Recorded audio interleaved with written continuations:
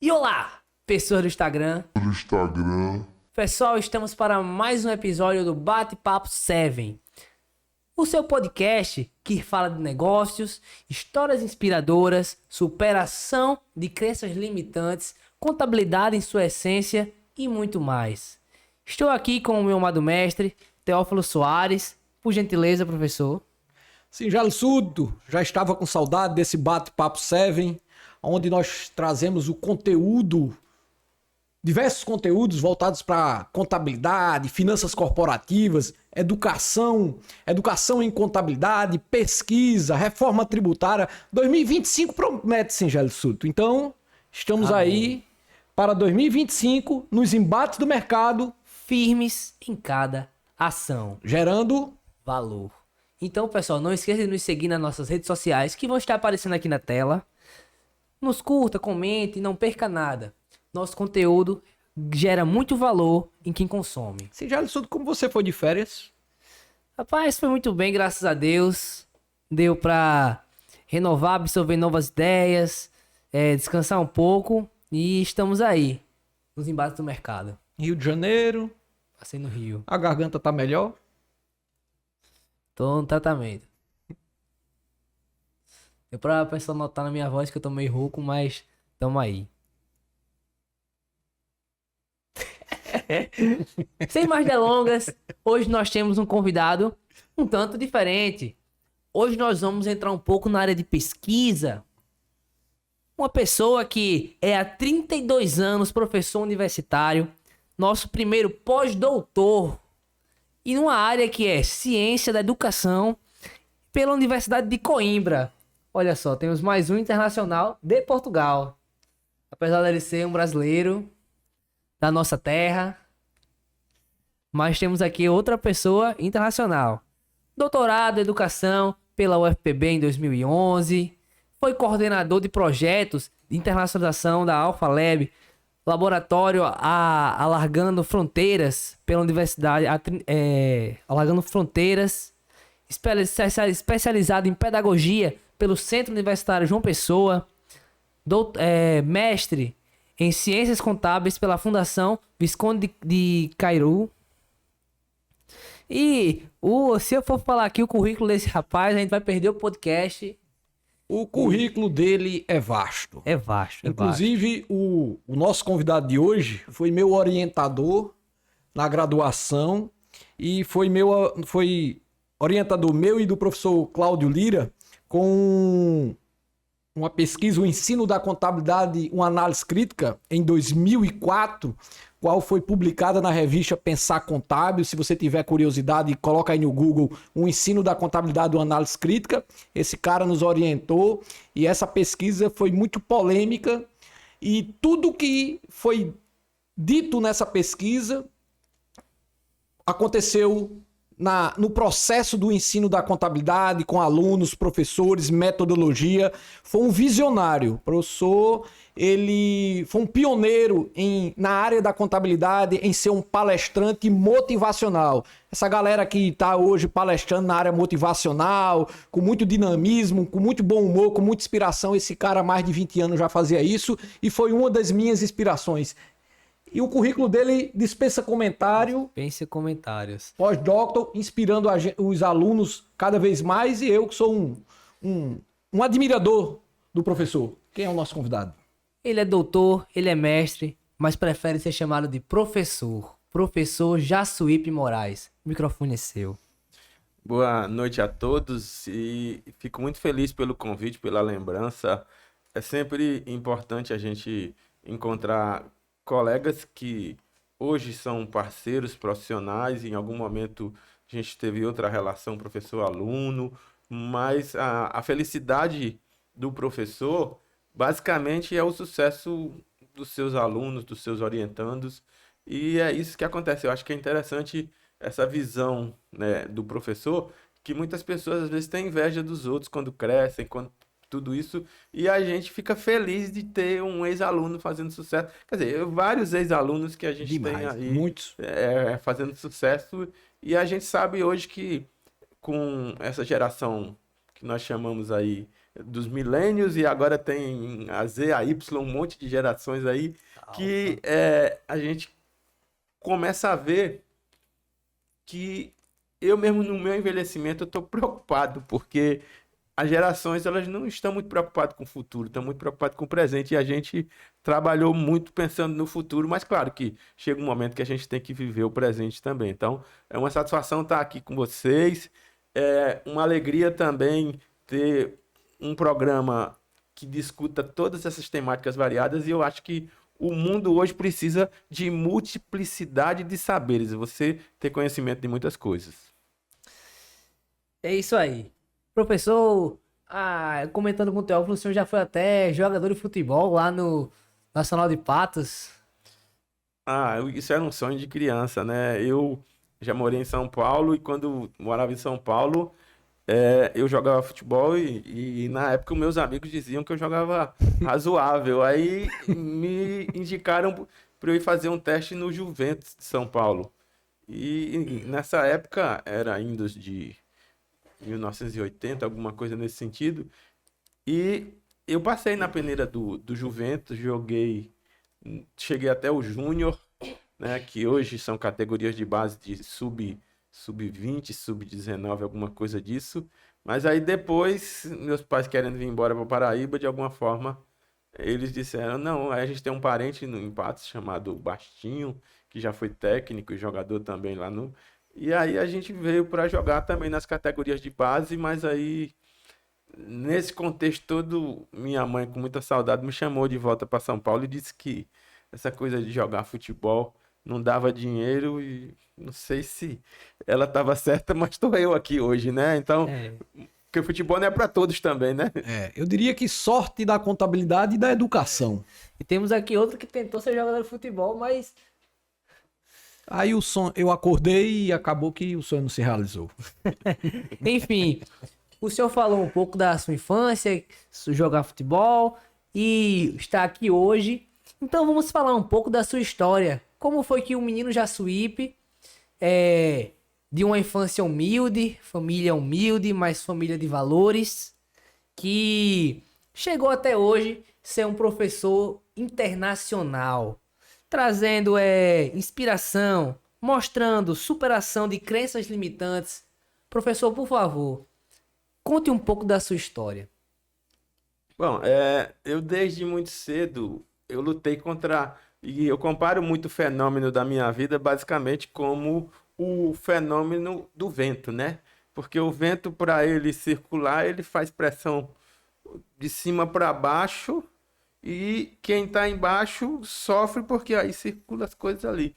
E eu, mais ou menos, era essa questão, fazendo uma analogia nesse sentido, a pressão atmosférica para botar você para baixo é muito maior do que para botar você para cima. E isso termina virando uma luta, principalmente vivendo em São Paulo, uma cidade que discrimina muito o nordestino, apesar de que o nordestino fez São Paulo crescer de alguma forma, mas a gente sente na pele, assim, em alguns momentos agora, quando eu regressei lá, as pessoas dizem, mas como é que lá no Nordeste a pessoa estuda tanto, sei o quê? Pois é, a gente às vezes lá tem muito mais tempo para estudar do que numa cidade grande que a pessoa só pensa em trabalhar. Mas isso foi lá em 1965, quando eu nasci, em 1970 meus avós foram para São Paulo, porque eu vivia com minha mãe e meu pai, mas eram muitos filhos, aí me botaram para morar no sítio. Inclusive, eu sempre falei desse sítio e agora a gente está tentando produzir uma história meio inspirada em Menino de Engenho, né? Que o texto que a gente está, que eu não vou chamar de livro, mas um pedaço de papel aí cheio de palavras, que vai chamar Menino do Sítio. Mas aí já tem outro que eu estou encaminhando, que é Aristeu Cheio de Medo, né? Aristeu é uma inspiração do meu pai, que meu pai chamava-se Francisco Aristeu. Aí ele, nesse contexto, eu cresci um menino cheio de medos, de doença, de um bocado de coisa, né? E nessa ida para São Paulo, eu fui morar com meus avós. Primeiro eu fui morar no sítio com meus avós. Porque meu avô tinha uma vaquinha lá e disse, vai lá pro sítio para você. Lá tem leite, pelo menos o menino cresce, fica forte, não sei o quê. Até hoje estou esperando crescer, né? Mas pelo menos forte eu fiquei, né?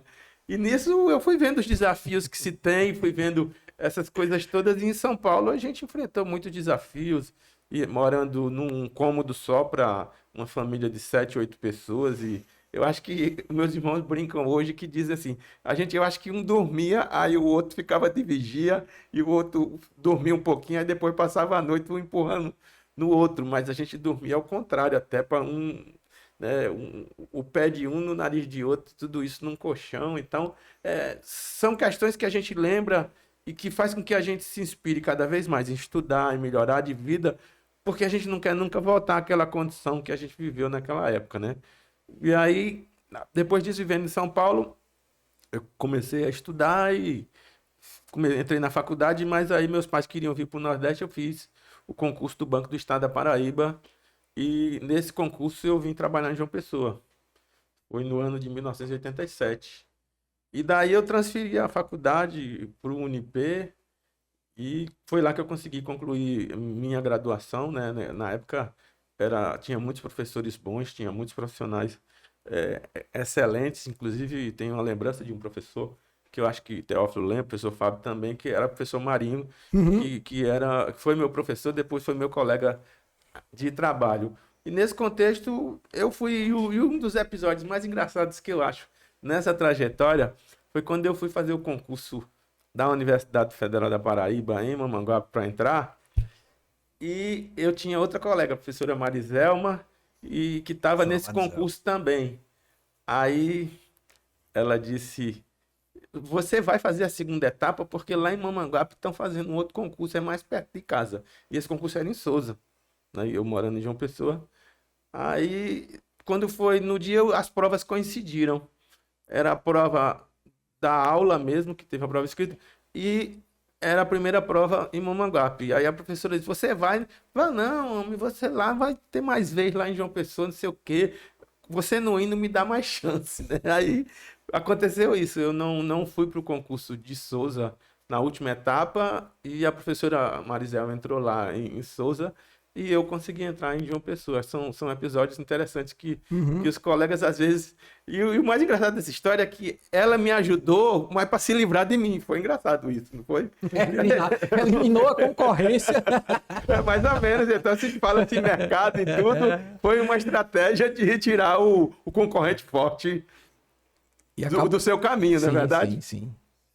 E hoje estou aí. Hoje coordenei o curso de Ciências Contábeis de algumas faculdades, inclusive do IESP, e hoje estou na universidade trabalhando no mestrado e doutorado em educação e no mestrado de políticas públicas, que é um mestrado mais para funcionários de universidades. Mas o meu ponto forte hoje é basicamente filho de pais analfabetos, de alguma forma tinham dificuldade até de me ensinar as tarefas. Eu tive que superar tudo isso, estudar por todo mundo, e hoje estou trabalhando com internacionalização. É uma coisa que às vezes me emociona, porque dentro desse contexto, você se desafiar no meio de línguas, no meio de muitas coisas, isso eu transferi para minhas filhas, que hoje eu tenho uma filha que faz doutorado na França. Nesse momento agora, se eu não me engano, ela foi para Marrocos resolver umas coisas lá. E eu tô com outra filha que é chefe de cozinha em São Paulo, de um restaurante bem famoso lá, bem conhecido. E essa é a minha trajetória até os 60 anos, que nesses 60 anos eu conquistei uma bolsa do CNPq e vou passar um segundo pós-doutorado que eu estou fazendo 3 meses lá, Portugal e Espanha. Deu 7? 7.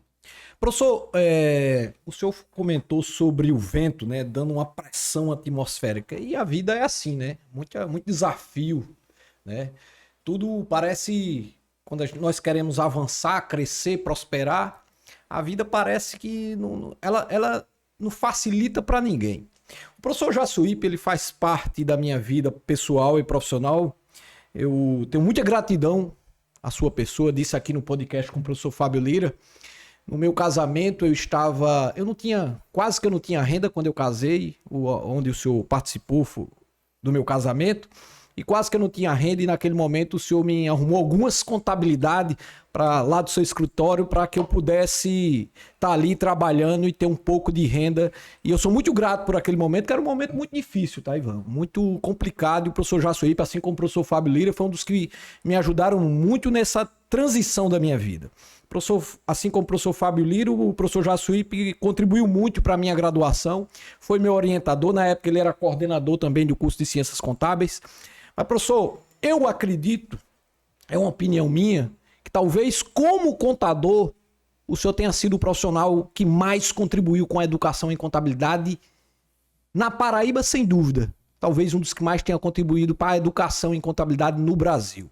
Porém, chegar nesse nível, nesse patamar internacional que você chegou, que o senhor chegou, professor Jassuípe, não foi fácil.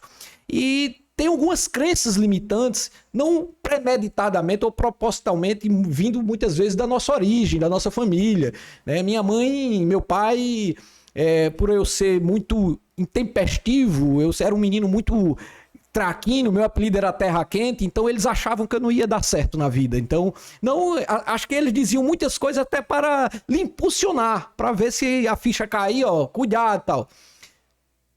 Existiu isso, o senhor falou de uma pressão atmosférica. Chegar nesse patamar, quais foram essas crenças limitantes na sua vida? Eu me lembro em alguns momentos, quando a gente morava em São Paulo, num pensionato, e tinha vários quartos que dividiam, as famílias moravam, e eu colocava uma mesa sentada, uma mesa no corredor onde todo mundo passava, era o espaço que tinha. E eu sempre estava estudando, e os meninos jogando bola, os meninos brincando, e minha mãe sempre disse o seguinte: você estude, meu filho, porque a família pobre, até para você, se for trabalhar futuramente, como daqui uns tempos, ela fez uma previsão, isso muito tempo atrás, e ela dizia que até para você trabalhar com algumas atividades mais simples, você precisaria ter uma formação superior. E eu estudava e as pessoas diziam: ah, para que estudar? Você é filho de pobre não vai para frente, não. E você nunca vê esse povo, só quem está nas melhores posições são os filhos de políticos, as coisas todas. Então, esse pensamento limitante que o próprio meio que você convive, ele faz uma pressão para você continuar embaixo. Desestimular. Até porque eles não têm esse espírito empreendedor que às vezes a gente tem e não sabe que tem, de empreender na carreira, de tentar melhorar. Então, eu me lembro muito bem que uma das coisas que mais me impulsionavam, eu, por ser jogador de futebol, a gente olha, tentei ser jogador, claro, né? A gente olhava muito para os pés, a gente olha para a chuteira, a gente olhava. E eu tenho uma ficção até hoje por tênis. Então, eu tinha uns tênis, meus colegas todos compravam Adidas, na época um outro tênis era o Bamba, tinha alguns tênis aí que eram mais chiques, né, que os meus colegas da escola, que era uma escola pública em São Paulo, mas tinha muitas pessoas, porque a escola era muito boa, filhos de classe média alta lá estudando com a gente. E eu olhava nos pés, eu só via isso. Eu jogava futebol com um quichute, aí depois o quichute se rasgou, minha mãe comprou um Conga. E tudo isso eu via que eu vou estudar para eu comprar pelo menos um tênis bom. Quer dizer, são assim, coisas que você coloca na sua mente que hoje você falando parece besteira, né? Um objetivo que você tinha. Outro era o objetivo de ter uma bicicleta, que meus colegas na rua, depois do Natal, eles andando tudo de bicicleta que os pais tinha dado na época de Natal. E eu me lembro que tinha uma história de uma bicicleta Tigrão, que era um banco alongado, uma coisa, um pneu de meu estilo motocross.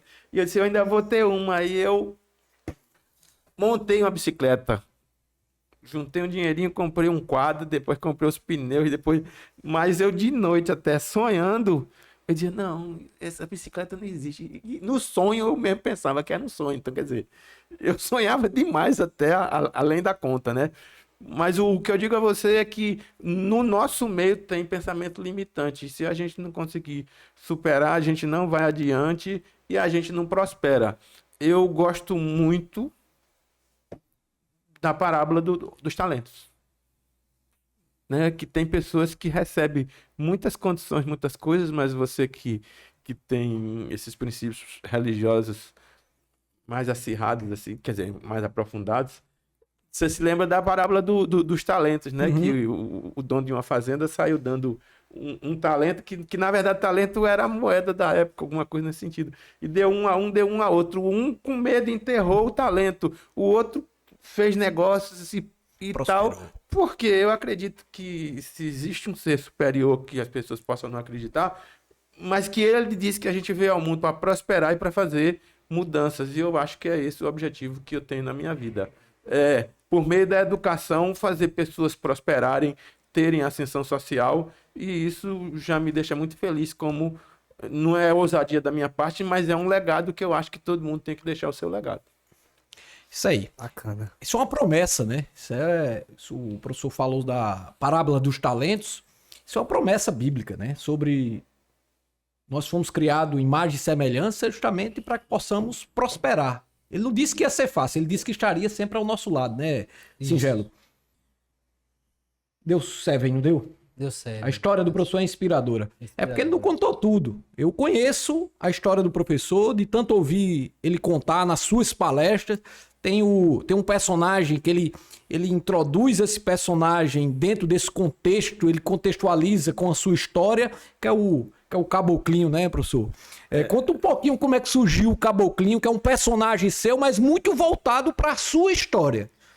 Bom, o Caboclinho, ele surgiu no momento que eu estava ainda na universidade pensando em muitas coisas, e eu ia assistir palestras em alguns eventos. Aí depois eu entrei para o Conselho de Contabilidade e comecei a me envolver mais nesse círculo de palestras, de assistir eventos. E eu ia para os eventos e eu assistia palestras e eram um tanto tediosas, cansativas, e eu sempre li de que o ser humano ele presta atenção no máximo 40 minutos de uma pessoa falando, e uma pessoa muito prolixa, ela não chama atenção nisso tudo, né? E aí eu fui convidado a fazer uma palestra uma vez, eu não me lembro que cidade, acho que foi em Belém do Pará, algum lugar, e eu comecei a pensar como é que eu ia fazer. Aí eu tinha um amigo chamado Genival, ele era de Pernambuco, e ele trabalhava muito com teatro, tudo. E a gente uma vez tentou fazer meio que um diálogo entre duas pessoas, mas falando de contabilidade e tudo isso. E daí começou a fervilhar a mente e eu me inspirei no meu avô, né? Meu avô chamava José Caboclo, ele é de São José dos Pinhais, no interior da Paraíba. E aí eu disse, o Zé Caboclo, então, o neto do Zé Caboclo é o Caboclinho. E aí, o Caboclinho, eu comecei a me empolgar, fiz algumas histórias em quadrinhos, algumas coisas nesse sentido.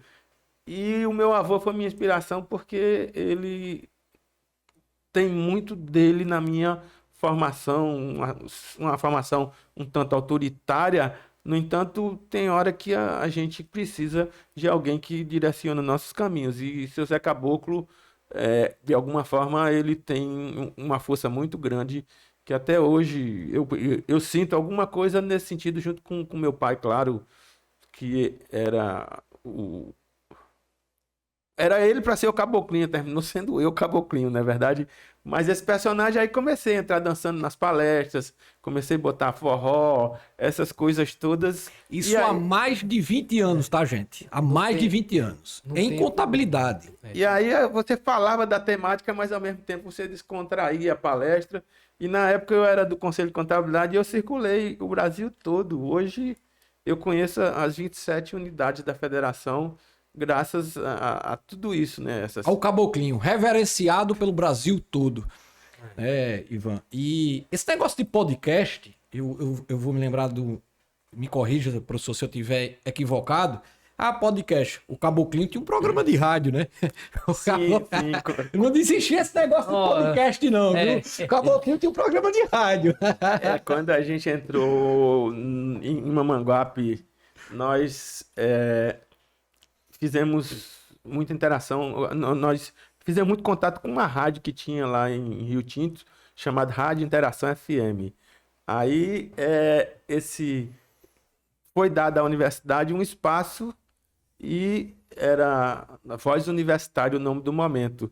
E o Caboclinho era quem falava. Inclusive tinha lá uma vinheta chamada Fala Caboclinho. Fala, Caboclinho. Boa noite a todos, senhoras e senhores. Eu, Jaçuípe Moraes, com vocês até a 1 da tarde. Era de meio-dia a 1 da tarde. E aí eu entonava a voz, alguma coisa. E o mais engraçado nesse episódio foi que essa rádio, ela circula assim na cidade, né? E a gente às vezes sorteava uns brindes, algumas coisas, as pessoas iam buscar.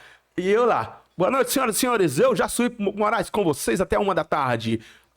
Voz universitária, a voz do povo da região do Vale do Mamanguape. Aí, numa oportunidade, uma senhora ganhou um prêmio e foi buscar. Quando chegou, aí eu fui entregar o brinde a ela, e ela disse: nossa, pela voz do senhor, eu pensava que era bem grandão. Olha o tamanho do senhor. Pois é, o rádio e esse momento desse programa, ele ajudou muito a mente, porque eu, como professor, preciso de estar o tempo inteiro falando. E no rádio, se você não fala, fica o silêncio. Então, você tem que estar o tempo inteiro ali falando, alimentando. Sim. E tudo isso, mas era mais ou menos assim. Fala, Caboclinho. Fala, Caboclinho. Da vinheta, né? A história do professor Jaçuípe, misturada com o Caboclinho, que teve origem no caboclo, que é do seu avô, eu vou comentar aqui porque eu já ouvi você falar nas palestras, inclusive na minha empresa, num evento de final de ano que você foi palestrar lá, você contou essa história, que você, professor, palestrante, nível internacional, pós-doutor, de uma oratória maravilhosa, esse cara tinha um problema na dicção. Tinha um problema. Ele não falou, talvez na minha opinião, não sei, foi um dos seus maiores desafios, foi corrigir e perder, eu não sei se podemos chamar assim, o medo ou a vergonha de falar com o problema que ele tinha na fala, para não dizer gago, né, professor? Fala um pouco disso. Bom, esse episódio foi interessante. Eu me lembro que eu era aluno do Unip no ano de 1992, eu terminei o curso. Aí eu me destaquei lá com alguns professores, professor Humberto Xavier, professor Antônio Osvaldo, professor Tonico, tinha vários professores muito bons lá. E professor Antônio Osvaldo, que já é falecido, ele era o contador do Banco do Estado da Paraíba, era do banco que eu trabalhava. E ele disse: Jaçuípe, você não quer me substituir? Eu sei que você trabalha no setor de escrituração contábil da Agência Central do Paraibã, e os meninos falam muito bem aí, que você entende muito bem, porque na época a contabilidade nossa era em fichas de máquina de mecanografia e o balanço era em balanço copiativo. Aí a gente fazia o balancete da agência, na verdade. E nisso, eu já sabia os códigos, eu fazia o balancete, eu sabia de qual os códigos do COSIF, que era o código, o plano de conta do banco, e aí o professor Antônio Osvaldo me indicou. Só que eu não falava muito em público, e ele disse: não, mas professor, eu tenho uma certa dificuldade de falar em público e tudo. Ele disse: não, mas isso aí você supera, a sua capacidade técnica, ela vai lhe ajudar muito. Aí pronto, ele foi um dos maiores incentivadores para eu atuar na área acadêmica. Eu me lembro que isso foi em 1º de agosto de 1993. Ele me indicou no começo de abril, aí eu fui me preparando o tempo todo para a primeira aula como professor universitário de contabilidade bancária. E aí, eu tinha dificuldade nessa minha dificuldade de dicção, eu tinha dificuldade de começar a falar. Como diz lá no interior, depois que você começa a falar, você desembesta e vai-se embora, né? É igual carro velho para empurrar, né? E aí eu me lembro que eu morava em Manaíra, fui até o Unip ali, perto do Cristo, ali do Viaduto do Cristo, e eu ia ensaiando. Boa noite a todos, como vão vocês? Aí eu fui gaguejando, Nesse primeiro dia, eu gaguejei umas 3 vezes assim, mas escrevendo no quadro, era uma metodologia ainda muito expositiva. E aí eu saindo de lá, eu digo: não, eu vou vou para fonoaudiologia. Eu me matriculei na fonoaudiologia, minha família não sabia nem nada, e eram uns exercícios engraçados, que era de você encher diafragma, ir falando, era um movimento tão estranho e tal. E eu só me lembro uma vez que eu esqueci a porta do banheiro aberta e eu estava ensaiando essas coisas, esses exercícios de respirar e falar e não sei o que. E minha esposa disse: você tá ficando louco, não sei o que. E deixa que eu tava exercitando para melhorar, mas era a ideia de você falar, não, que a boca não trave. Até hoje, esses exercícios, quando você quer gaguejar, você segura. você só não consegue controlar quando de alguma forma os taninos, né, os taninos dos vinhos, eles mexem com você e aí isso, consequentemente, sua gagueira volta tudo novamente, porque você esquece de fazer o exercício que a fonoaudióloga ensinou, né? Falar as palavras benditas, bem abertas, e isso ajuda muito. Apesar de que eu fui viver em 2015, 2016, num pós-doutorado que eu fiz, o primeiro que eu fiz, eu fazia em Portugal, e o pessoal lá não exercita muito isso, não. O português de Portugal é muito diferente do nosso português, mas nós vamos compreendendo, né? Você concorda com o que eu tenho dito, que nós temos valor, somos pedras preciosas, pedras brutas. Precisamos passar por um processo de transformação. Tá aqui uma das grandes inspirações dessa premissa. Pedra bruta, passou por um processo de lapidação, transformação, tá aí. Uma inspiração para estudantes profissionais da área contábil. Eu jamais discordaria do senhor, amado mestre. Oh, ainda bem, né? É. Vamos para a próxima. Pessoal, agora vamos explorar um pouco a vida acadêmica do nosso convidado. Professor Jassuípe, no Brasil tudo tem desafios. Inclusive, eu imagino, para o pesquisador. O senhor conta um pouco da sua vida acadêmica e também dos desafios que o pesquisador tem no nosso país. Quais são os embates que o senhor encontrou no caminho? Bom, eu acho que hoje em dia eu acho que já está um tanto banalizado, né, a perspectiva da pós-graduação. Mas na minha época, entrar num mestrado, num doutorado, era uma dificuldade absurda. Sim. Porque eram poucas vagas para muitos concorrentes e o ensino universitário, hoje nas universidades públicas, sobram vagas. Na minha época, ou na época de Teófilo, eu acredito que era uma concorrência absurda. Eu tentei 5 vezes uma seleção de mestrado. Consegui fazer esse mestrado em Salvador, que era um dos poucos que tinha em contabilidade. E eu tive um senhor que ele me conheceu num evento chamado Professor Antônio Lopes de Sá, e ele disse: menino, você não coloca limite na sua vida, porque você às vezes tem aflições e lá na frente você vai rir daquelas aflições que você teve, porque você às vezes tinha tanto medo, tinha tanta aflição, e que você viu que aquilo ali era tudo besteira que você conseguia superar. E ele deu exemplo de um professor lá do Santa Catarina, César Croitz, que eu me lembro muito bem do nome dele, que ele falou. Inclusive, ele escreveu um livro sobre balanço social numa época.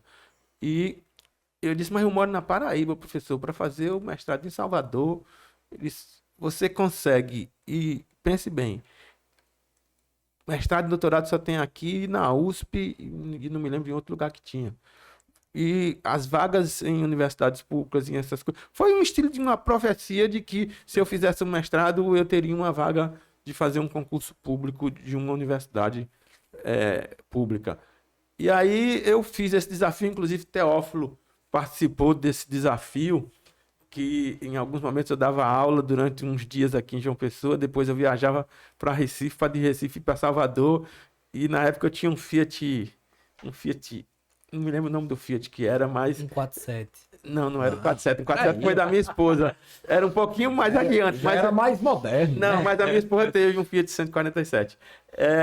E eles iam me deixar lá, mas às vezes na agonia eu esquecia de botar água no radiador, esquecia de botar gasolina, e muitas vezes esse senhor que está aqui na minha frente com o Fábio foram me deixar em Recife para eu não perder. Em outras vezes eu pegava aqueles alternativos, aquelas Kombis, já contratei Kombis ali na praça em Recife, que o ônibus para ali numa praça na Caxangá, e eu alugava uma van, vamos expresso, me deixa no aeroporto, estava quase perdendo o avião. Então era uma vida muito de João Pessoa, Salvador, João Pessoa, mas graças a Deus consegui terminar em 2004 esse mestrado, e isso me abriu muitas portas.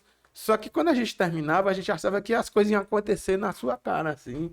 E não é assim, você tem que esperar um processo de maturação. Mas você jovem, cheio de ansiedade, de querer uma ascensão social. Mas o que o professor Antônio Lopes de Sá fez de profecia de que eu terminasse, eu conseguia fazer esse mestrado, mesmo sendo longe da Paraíba, tudo, porque várias vezes eu fazia a seleção e parava na entrevista. E um professor disse na época que eu estava na presidência do conselho que eu não conseguiria conciliar porque eu não tinha tempo, porque eu tinha escritório de contabilidade. E esse mesmo professor eu encontrei em Salvador e ele perguntou, você é por aqui? Eu disse, pois é, eu não tinha tempo de fazer em João Pessoa e subir, fazer Salvador. em Salvador, um pouco mais distante. Esse professor até já faleceu agora há um pouco tempo. Mas, assim, são memórias que a gente fica. Mas, voltando ali responder, aí depois fiz várias seleções de doutorado e em contabilidade era uma coisa extremamente concorrida, absurda de você entrar. E eu disse, eu vou redirecionar minha carreira. Eu vou fazer em educação, porque quem é professor universitário, se eu já era da universidade, trabalha com educação. Sim. Independente que você trabalha com educação. E eu estava trabalhando com metodologias que hoje chama-se de ativas e que na época eram jogos de empresa, eram muitas coisas. E nesse sentido, eu vejo que hoje até a pós-graduação está um pouco mais fácil por estar banalizada, mas em compensação o mercado está muito cheio, muito fechado e até a remuneração das universidades públicas às vezes não é muito atrativa e as pessoas preferem ir para o mercado porque você com a dedicação exclusiva na universidade você fica limitado a não prestar serviços de outras formas e a área contábil ela é absurdamente cheia de oportunidades, cheia de alternativas, que eu já trabalhei em auditoria, eu já trabalhei em perícia contábil, eu já tive escritório de contabilidade com mais de 50, 60 clientes na época do Conselho de Contabilidade, porque na época que eu estava em evidência, várias oportunidades surgiram. E isso tudo faz com que você imagine que trabalhar com educação no Brasil é muito difícil. Hoje eu estou muito mais empolgado com a pesquisa, porque tem financiamento, tem tudo. Eu não conseguiria estudar fora do Brasil se não fossem as bolsas de CNPq, CAPES ou a agência de fomento. Segure, que daqui a pouco o senhor vai falar sobre a pesquisa. Só um comentário, já que o Ivan trouxe um questionamento sobre sua história dentro da vida acadêmica. Em 2004 escrevemos junto, claro, muito direcionado pelo que você tinha sobre o ensino da contabilidade. Em 2004 nós escrevemos juntos o ensino da contabilidade do análise crítica. O que mudou de lá para cá? Na sua opinião, o ensino da contabilidade, a qualidade, o senhor falou aí que tá um negócio muito fácil de se entrar hoje, mais do que naquela época. Eu quando entrei na universidade, a vaga era 8-1. Era 8 candidatos para uma vaga. Na sua, certamente, foi muito mais, né? Porque isso, ao longo do tempo, ela foi diminuindo. Hoje não tem mais concorrência, né? Devido a isso, a qualidade dos profissionais que estão chegando no mercado caíram, professor? E o que é que mudou do ensino da contabilidade, daquelas críticas, que diga-se de passagens, pertinentes, que boa parte delas se perpetuou aí ao longo desses 20 anos? Veja, eu me lembro agora, eu estou só rememorando aqui o que a gente colocou naquele texto, porque ele passou um pouquinho dentro da ideia da minha dissertação do mestrado também. E nessa análise crítica, a gente falava de profissionais de outras áreas que queriam entrar na área contábil, a gente falava de uma educação que ela era muito travada e que não tinha muita criatividade e as aulas não eram muito atrativas. Então, foram vários assuntos que nós levantamos naquele texto que, de alguma forma, ele continua um pouco atual. E eu acho que até atual. São várias situações, e agora você falando disso, eu me lembrei de um artigo que eu escrevi em 2003, num congresso do Rio Grande do Sul, que falava sobre inteligência artificial na contabilidade em 2003. E aí? Ele sempre foi à frente do seu tempo, professor Jacuípe, ele... Só um parênteses, professor. Na época o senhor falou sobre o curso de Ciências Contábeis, onde o senhor, naquela época, a gente já fez uma análise de que tinha uma instituição, há mais de 20 anos, que tinha uma instituição em cada esquina. E não era como é hoje. O ensino virtual, o aluno de ciências contábeis, de forma meio displicente, pouco interessada, foi uma das críticas, bem como o professor que vinha, eu me lembro que teve um texto que a gente colocou, que o professor que vinha de um mestrado, de um doutorado, com aqueles traumas da cobrança do mestrado, doutorado, querendo impor aquilo a um aluno de graduação. Então, algumas das críticas que foram feitas na época, como também uma crítica voltada para a matriz curricular do curso de Ciências Contábeis. Eu me lembro também disso, porque quando a gente falava uma pós-graduação, você não precisa adoecer mentalmente. E a gente tem conhecimento de que muitas pessoas, quando entravam em mestrado e doutorado na nossa época, eu acredito que até hoje ainda tenha um pouco desse resquício, né? Mas naquela época era uma coisa assim que as pessoas eram humilhadas por professores de pós-graduação. Era uma coisa assim que era um pensamento muito cruel e foi isso mais ou menos que a gente discutiu com as metodologias que alguns professores saíam do mestrado e de repente replicavam quando viravam professores nas suas aulas, e umas aulas expositivas, cansativas e de alguma forma, mas uma das preocupações que a gente enfatizou, e me lembro agora naquele artigo, era de que tinha uma exigência do MEC que as faculdades tinham que ter um terço de professores com mestrados e doutorados, e por isso que era a exigência muito grande de quem quisesse continuar na área acadêmica. Mas hoje também, para fazer um concurso da Universidade Federal da Paraíba, você precisa ter no mínimo doutorado. E uma das coisas que eu fico um pouco triste é que às vezes se fecha tanto e aí querem professores fazendo concurso com sangue puro. Graduação em contabilidade, mestrado em contabilidade, doutorado em contabilidade, tudo isso. Eu acredito que o que enriquece a área de contabilidade, como é uma área ligada à gestão, a negócios, é essa diversidade de pensamento, de gestão, porque além de tudo nós participamos das decisões das empresas, nós pensamos em gestão, mas aí fica se agarrando muito a esse tecnicismo exacerbado que eu combato há muito tempo, Sim. Que hoje, com o advento da tecnologia, da inteligência artificial, dessas coisas todas, esse profissional tecnicista totalmente, ele já está fora do mercado, né? Ele precisa sentar na mesa com o empresário, ele precisa ter visão de mercado, de gestão, de investimento, de mudança de sugestões, de mudança de ramo de atividade, de muita coisa. E aí essa parte tributária que ela sempre foi muito valorizada na área contábil principalmente, né?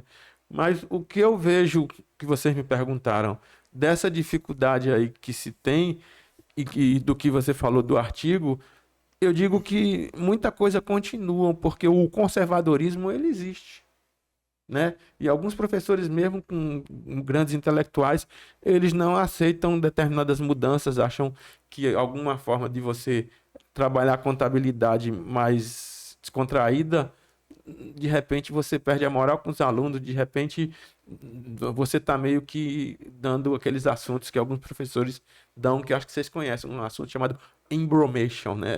É o assunto. Você conhece? Você está acostumado com embromation? Não. Você fala a verdade, viu? Mas assim, esse assunto está bem atual, assim, e também eu agora, vocês me ajudaram aí mexendo na minha mente, porque a mente vai vasculhando ela aqui por alguns setores, né? Essa história da inteligência artificial, quem tiver curiosidade e digite tecnologia da informação na contabilidade, que é um texto que a gente escreveu há muito tempo atrás e hoje ela está tão em evidência, né? E uma coisa que foi tratada uma vez aqui em outro episódio do podcast foi a questão a gestão do empresário que vai buscar conhecimento em mestrado e doutorado sem que ele queira adentrar mesmo nessa questão de ser pesquisador. Ainda existe essa visão, esse conflito entre o pesquisador e o empresário que busca a mestrado e doutorado para adquirir conhecimento, ou com o seu conhecimento, a sua experiência, você indica para as pessoas buscarem um MBA, alguma coisa mais voltada para o mercado em si, não só a teoria, a pesquisa. Qual a sua visão? Veja, hoje está muito em moda e CNPq, CAPES, todos esses órgãos, principalmente a CAPES, que é quem controla a pós-graduação, eu mesmo trabalho no mestrado profissional, né, que é uma modalidade profissionalizante. E eu hoje estou na Uninove fazendo esse outro pós-doutorado em internacionalização, inovação e sustentabilidade. E lá os cursos de mestrado e doutorado, a maioria tem um viés muito profissionalizante, porque é muita gente do mercado em São Paulo.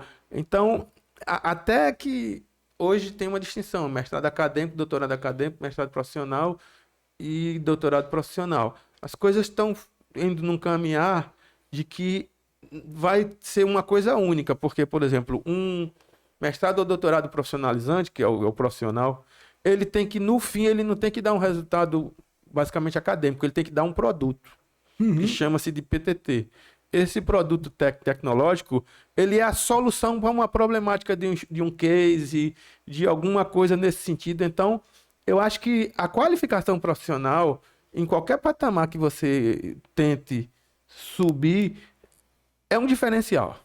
É um diferencial no seu currículo, é um diferencial até de visão mesmo, porque por que a gente estuda tanto? Porque quanto mais você estuda, mais você expande sua mente, mais você vê detalhes quando você está estudando, que às vezes no dia a dia, naquela dinâmica do trabalho repetitivo de alguma coisa, você não desperta. Então, eu entendo o seguinte: eu não acho que uma pessoa de mercado ele não precise fazer uma pós-graduação em nível de mestrado e doutorado. Com certeza, quem está fazendo isso ou quem fez isso está à frente de muitas pessoas e está ocupando os espaços que se tem, porque os conhecimentos são demais. Se você tem uma capacidade de aglutinação de ideias muito grande, uma coisa que você vê lá num caso teórico, você implementa de alguma forma e com isso você transforma. Eu mesmo, na questão da inovação agora, eu fui para um módulo internacional na Uninove e a gente foi conhecer um supermercado grande chamado Pingo Doce em Portugal, que ele tem filiais na Colômbia, no Brasil, em Portugal e na Polônia. E a gente começou a ver muitas coisas. Quando chegou aqui, eu já tive a ideia de fazer outras coisas, inclusive estou na perspectiva de o AlfLab, que é um laboratório que eu estou criando. A gente está buscando bolsas CNPq, mas é uma ideia de uma startup, né? Que hoje nas universidades, nos cantos, faz as incubações, as coisas todas. Isso, depois que isso cresce, a Uber é uma startup. Sim. Né? O 99 e várias outras. O Booking, né? Eu não estou fazendo propaganda de ninguém, eu só estou dando ideia de que. Mas a Booking, que é aquela que aluga. Que surgiu dessas. Disso. E eu estou pensando nessa startup de internacionalização, entendeu? Com vários vieses, tanto empresarial como de educação, de promover oportunidades internacionais para pessoas que se envolvam em alguma coisa nas atividades. E aí já tem um sonho de consumo agora, da minha aposentadoria, de me juntar uns loucos aí que eu conheço para, de alguma forma, a gente montar essa startup. E ela ainda está embrionária, mas ela já está. Tem um @AlfLab, tá no Instagram. Sigam aí, pessoal. @AlfLab. Professor, o meu mestrado foi profissional, o doutorado também está sendo na área profissional. E como o senhor muito bem falou, por exemplo, a minha tese, ela precisa ter um artigo científico, 2 artigos científicos e um produto tecnológico. Então, o mestrado profissional, o doutorado profissional, você tem que entregar uma solução de negócio. Soluções de negócio. Na sua tese, você precisa entregar soluções de negócio. Foi o que o senhor muito bem falou e citou algumas startups aí que surgiram desses produtos tecnológicos que foram desenvolvidos e viraram grandes negócios no mercado internacional. Será que o X da questão, essa discussão, eu entendo que é uma discussão válida entre mestrado e doutorado acadêmico, ou mestrado e e doutorado profissional não está muito voltado pelo nível de pesquisa no acadêmico a nível teórico, e o profissional está nisso que o senhor falou, ó, entrega uma solução, é profissional, então você precisa provar, entregar alguma solução de negócio para o mercado. Não ter, será que essa discussão não estaria voltado muito para isso? Não? Qual é a sua opinião sobre essa questão que o Ivan trouxe aí, sobre o acadêmico e o profissional? Existe sim uma certa birra entre quem está lá voltado para o acadêmico, quem está dentro do mestrado, doutorado acadêmico, principalmente dos professores, com o lado de quem está no profissional. Veja, eu compreendo o seguinte, eu compreendo que tem espaço para todo mundo, porque também tem áreas que nós estamos dentro da área de gestão de negócios e estamos aí na CAPES, nós somos uma área da administração, ciências contábeis. Né? Sim. E de alguma forma a gente está no meio de economia, está no meio de gestão, está no meio disso tudo. Eu consigo entender que tem áreas que ele tem que ser extremamente acadêmico, porque são discussões extremamente teóricas e discussões que elas envolvem muitos teóricos, muitos autores clássicos e tem muitas coisas nesse sentido. A área que nós estamos aqui, a área de negócio, de contabilidade e gestão, é uma área que ela é extremamente aberta. Então, você consegue trabalhar nessa vertente toda, e eu, como trabalho com financiamento da educação superior e trabalho com orçamento público, com essas ideias todas, eu consigo imaginar, não tem dinheiro suficiente do financiamento governamental para as questões.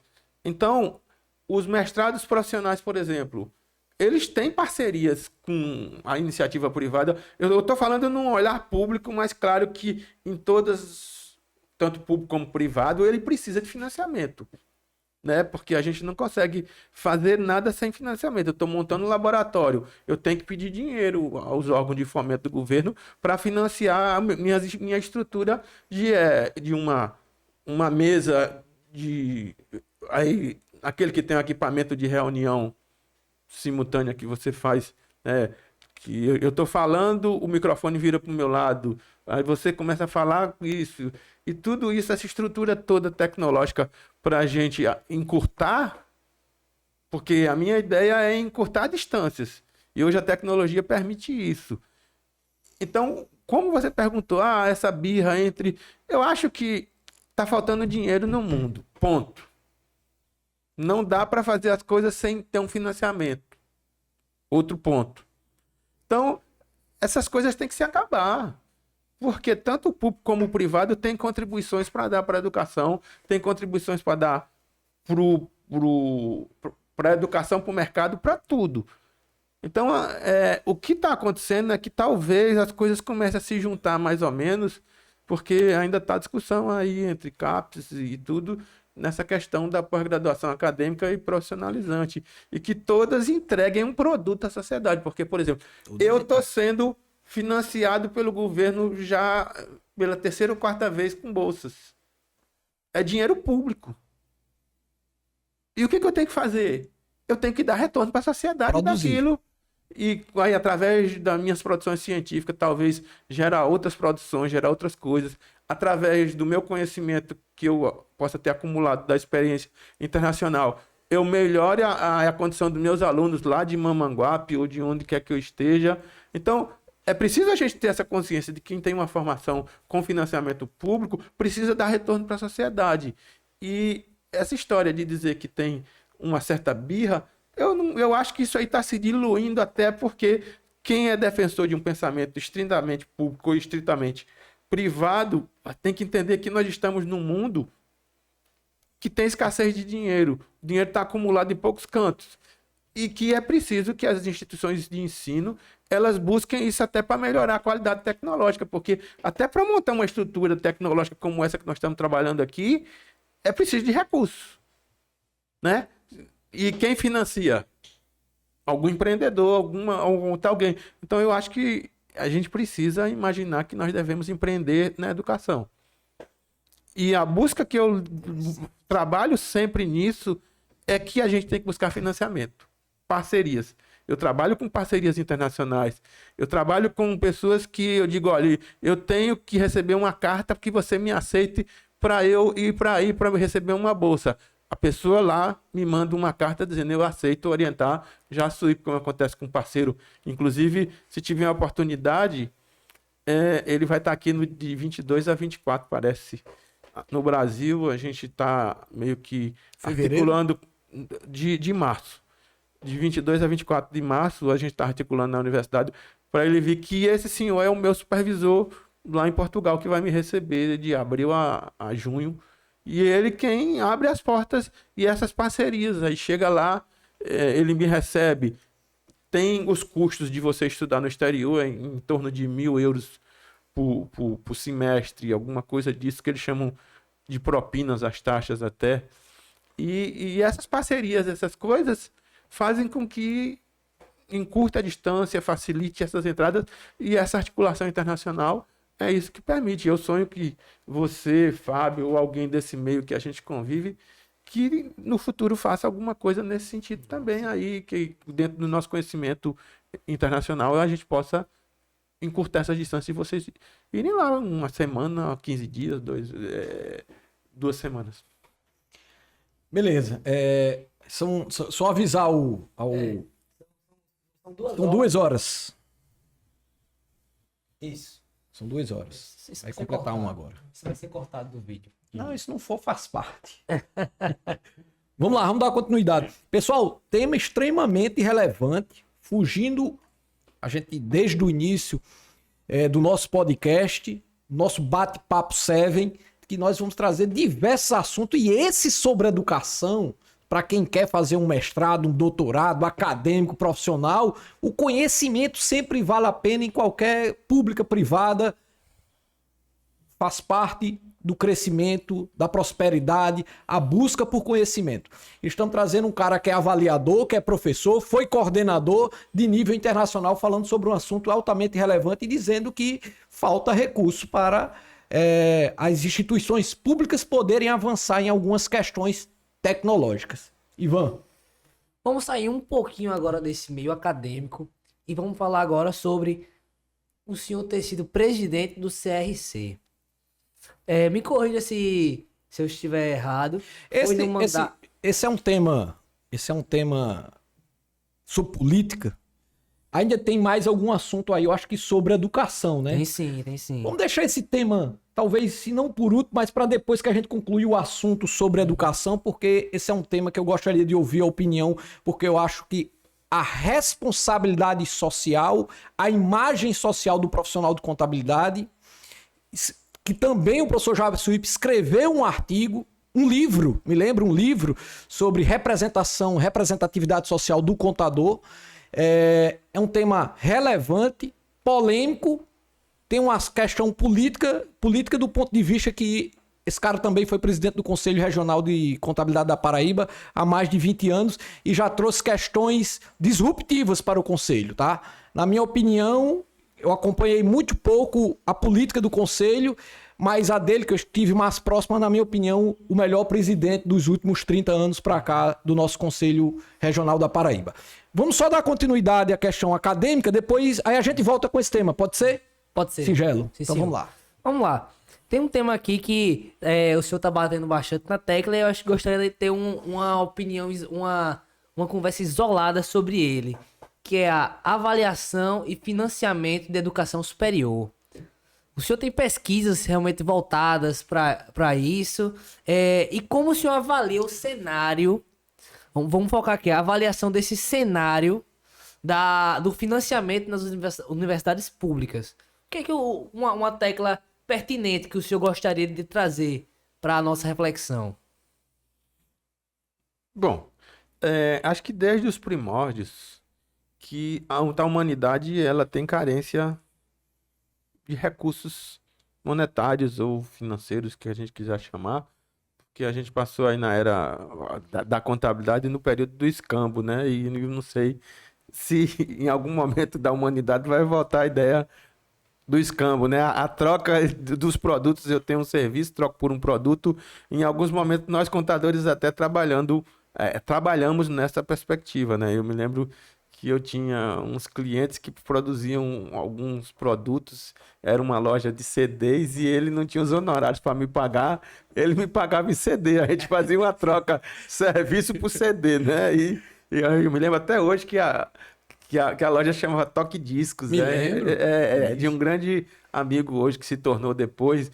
E o que eu vejo é essa dificuldade, entendeu? A gente que é contador, a gente participa do crescimento, do desenvolvimento das empresas, um processo embrionário de um empresário que era numa ideia simples, que eu me lembro que José Romero, na época, ele gravava fitas de CD, a pessoa passava lá, fazia uma seleção musical, ele gravava uma fita cassete, né, que já não existe mais, e depois o ramo ele precisou se reinventar e passou a vender CDs, né? Eu me lembro que na época disso, um dos CDs que eu mais tinha era de Só Pra Contrariar e Banda Magníficos, era o que vendia mais na época que tinha. Então, é só para expandir um pouco essa ideia desse pensamento de que o financiamento da educação superior, principalmente no Brasil, ele é um tema muito polêmico. Por quê? Porque Antônio, esse professor que vem agora da Universidade de Coimbra participar das atividades conosco, eles dizem o seguinte: o Brasil é um país muito contraditório. Por quê? Porque na educação, o filho do rico estuda numa universidade pública e não paga mensalidade. O filho do pobre, ele estuda numa universidade privada e paga mensalidade. O porquê desse contexto? Quer dizer, o recurso público ele financia pessoas abastadas que têm condições financeiras, mas tiveram condições de colocar os seus filhos nas escolas que hoje é de ensino fundamental e médio, de uma maior preparação, com estudo de línguas, com muitas coisas, Focado. para que essas pessoas entrem em uma instituição pública para que tenha a certificação, a chancela de que o filho é formado numa instituição. E também pela relevância de que as instituições privadas, a maioria são centros universitários, são instituições que não têm a obrigação de fazer pesquisa, e nas instituições públicas tem. Então, hoje, por exemplo, a gente tem uma dificuldade muito grande de financiamento público em algumas áreas. As áreas das ciências sociais, as áreas de alguns cursos que são ofertados só na Universidade Federal, por exemplo, curso de filosofia, curso de ciências sociais, de algumas áreas mais reflexivas que a humanidade precisa também disso, mas os cursos de tecnologia, e agora a gente vem de um período de uma crise sanitária mundial que teve muito financiamento para a área pública. Eu tenho colegas que têm financiamento do projeto de Genoma, tem muitas coisas que algumas áreas não são beneficiadas com isso. A área de educação, pelo menos, ela tem muitas restrições. Então, o que a gente consegue imaginar, e aí não de médio prazo eu digo, né? Vou fazer 60, mas daqui uns 30 anos, 40 anos, pelo menos, esse viés público ele vai cada vez mais encolher. Porque a gente tem políticas neoliberais, de pensamentos de um avanço de que o serviço público é ineficiente, essa coisa todinha, mas tem coisa, gente, que só o serviço público pode fazer. Asfaltar uma rua, fazer a iluminação pública de uma coisa, de tudo. Você acha que se juntando uma comunidade, você na sua rua se juntar, vamos asfaltar essa rua com dinheiro privado, vocês iam conseguir? Muito caro. Então, em alguns segmentos, a gente ainda precisa do serviço público. E isso é uma história muito antiga, vem lá da fundação Sempre. de Israel, né? Sempre. Eu remonto sempre porque eu estudo muito história. Então, é essa perspectiva toda. E a gente faz sempre uma associação entre contabilidade e algumas coisas. Porque nas minhas aulas mesmo eu disse, até na Bíblia contabilidade está lá, né? Sim. Quando um dos autores bíblicos lá escreveu de que fulano, acho que era Jó, se eu não me engano, tinha tantas mulas.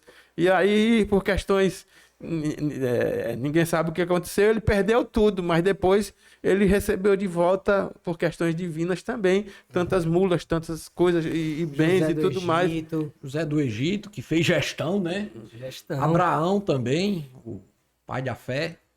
A Bíblia é o. Tudo que é de bom tem lá, né? Contabilidade não poderia faltar. A Bíblia é a faculdade da vida. Quer aprender a viver, leia a Bíblia. O propósito tá lá. Que serve, hein? Se foi. Tem algum comentário do que o nosso convidado trouxe? Não, pode fazer a próxima pergunta. O senhor falou que gosta de estudar muito história. E em seu currículo a gente vê a questão de história da educação e controle. História da educação e controles. Como surgiu esse interesse por essa temática? Aí foi mais uma estratégia de carreira, porque eu fiz a seleção para o doutorado em educação e um dos únicos lugares que tinha vaga era. Dá uma pausa. Então, pronto, vamos tomar uma água, né? Isso. Não sei porque você pediu uma pausa. Faz parte, rapaz. O público. Como é que chama? Os bastidores. Os bastidores aí, ó. O senhor estava falando da questão uma estratégia de carreira.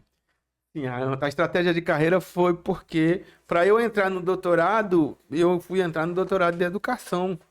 E nesse doutorado tinha vagas para história da educação.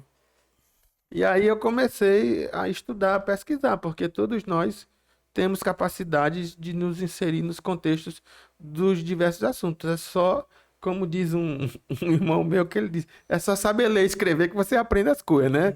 Então, Uma mensagem simples, mas verdadeira. E aí eu conheci um professor polonês que ele militava nessa área. E nisso aí ele tinha duas vagas a princípio, depois só tinha uma. E ele disse a mim, Jassuípe, eu tinha duas vagas, mas eu só tenho um. E a vaga é de uma pessoa que foi indicada por um colega aí de uma outra cidade. Aí eu disse sim, e o senhor quis dizer em outras palavras que eu não faço a seleção do doutorado. Aí ele foi e disse, é mais ou menos nesse caminho, porque fulaninho já tem a vaga dele garantida como meu orientando. Eu disse, tá, refleti, fui para casa, conversei em casa e tal. Aí eu disse, não, mas você não eu não sou de desistir das coisas. E aí eu fui fazer a seleção do doutorado, mesmo sem a expectativa de ter um orientador, nem a expectativa de ter uma vaga para mim. Só tinha uma vaga que estava prometida, né? Só que era uma seleção e para a pessoa assumir a vaga, ela tinha primeiro que passar dentro dos classificados. Eu sei que eu fiz a prova. Quando saiu o resultado, eu cheguei lá, estava o meu nome lá em 17º. Eram 20 vagas.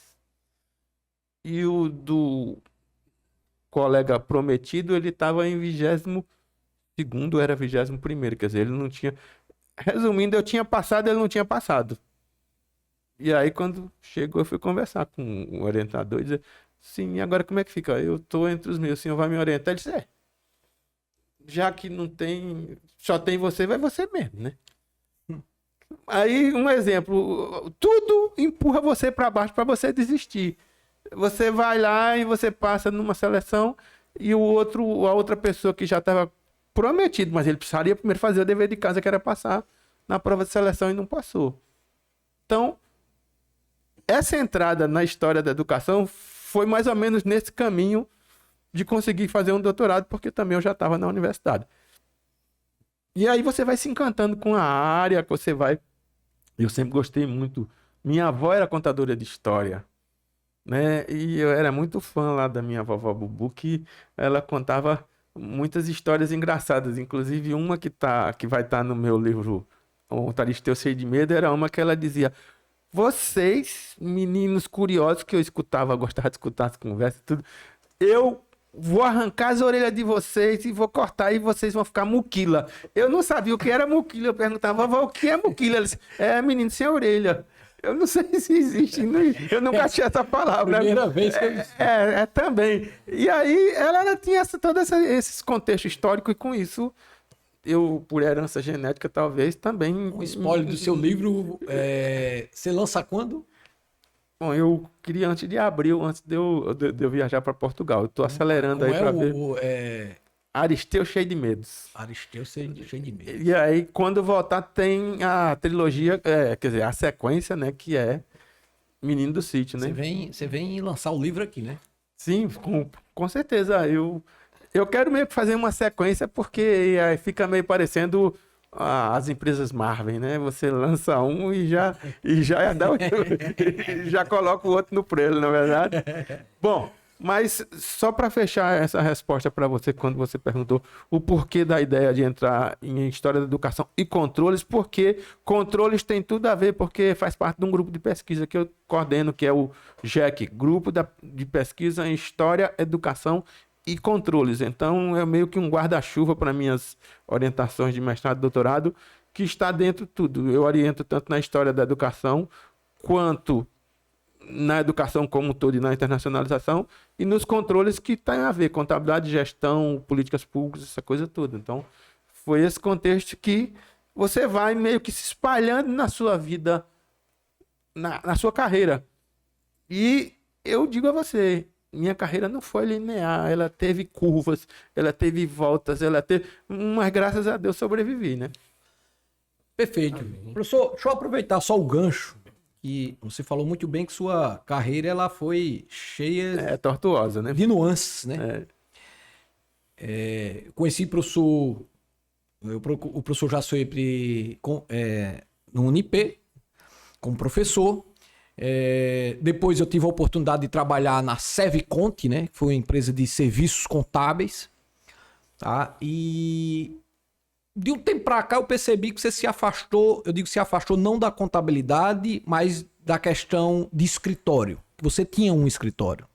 Inclusive, por algum tempo, teve alguns sócios e tal, e você se afastou. Qual o motivo? Alguma frustração, assim, algum aborrecimento? Ou porque você realmente queria investir nessa carreira da educação? Bom, a vida tem sinais, né? A gente aqui no preâmbulo, antes da nossa conversa, a gente falou nas questões de saúde, a gente falou sobre muitas coisas de você, em alguns momentos, você dá outras guinadas nos seus caminhos até para melhorar sua qualidade de vida, Sim, né? sim. E eu alertei muito cedo porque aos 35 anos eu fui diagnosticado com hipertensão por uma herança familiar. Meu pai faleceu aos 45 anos, aos 59 anos da idade que eu tenho hoje.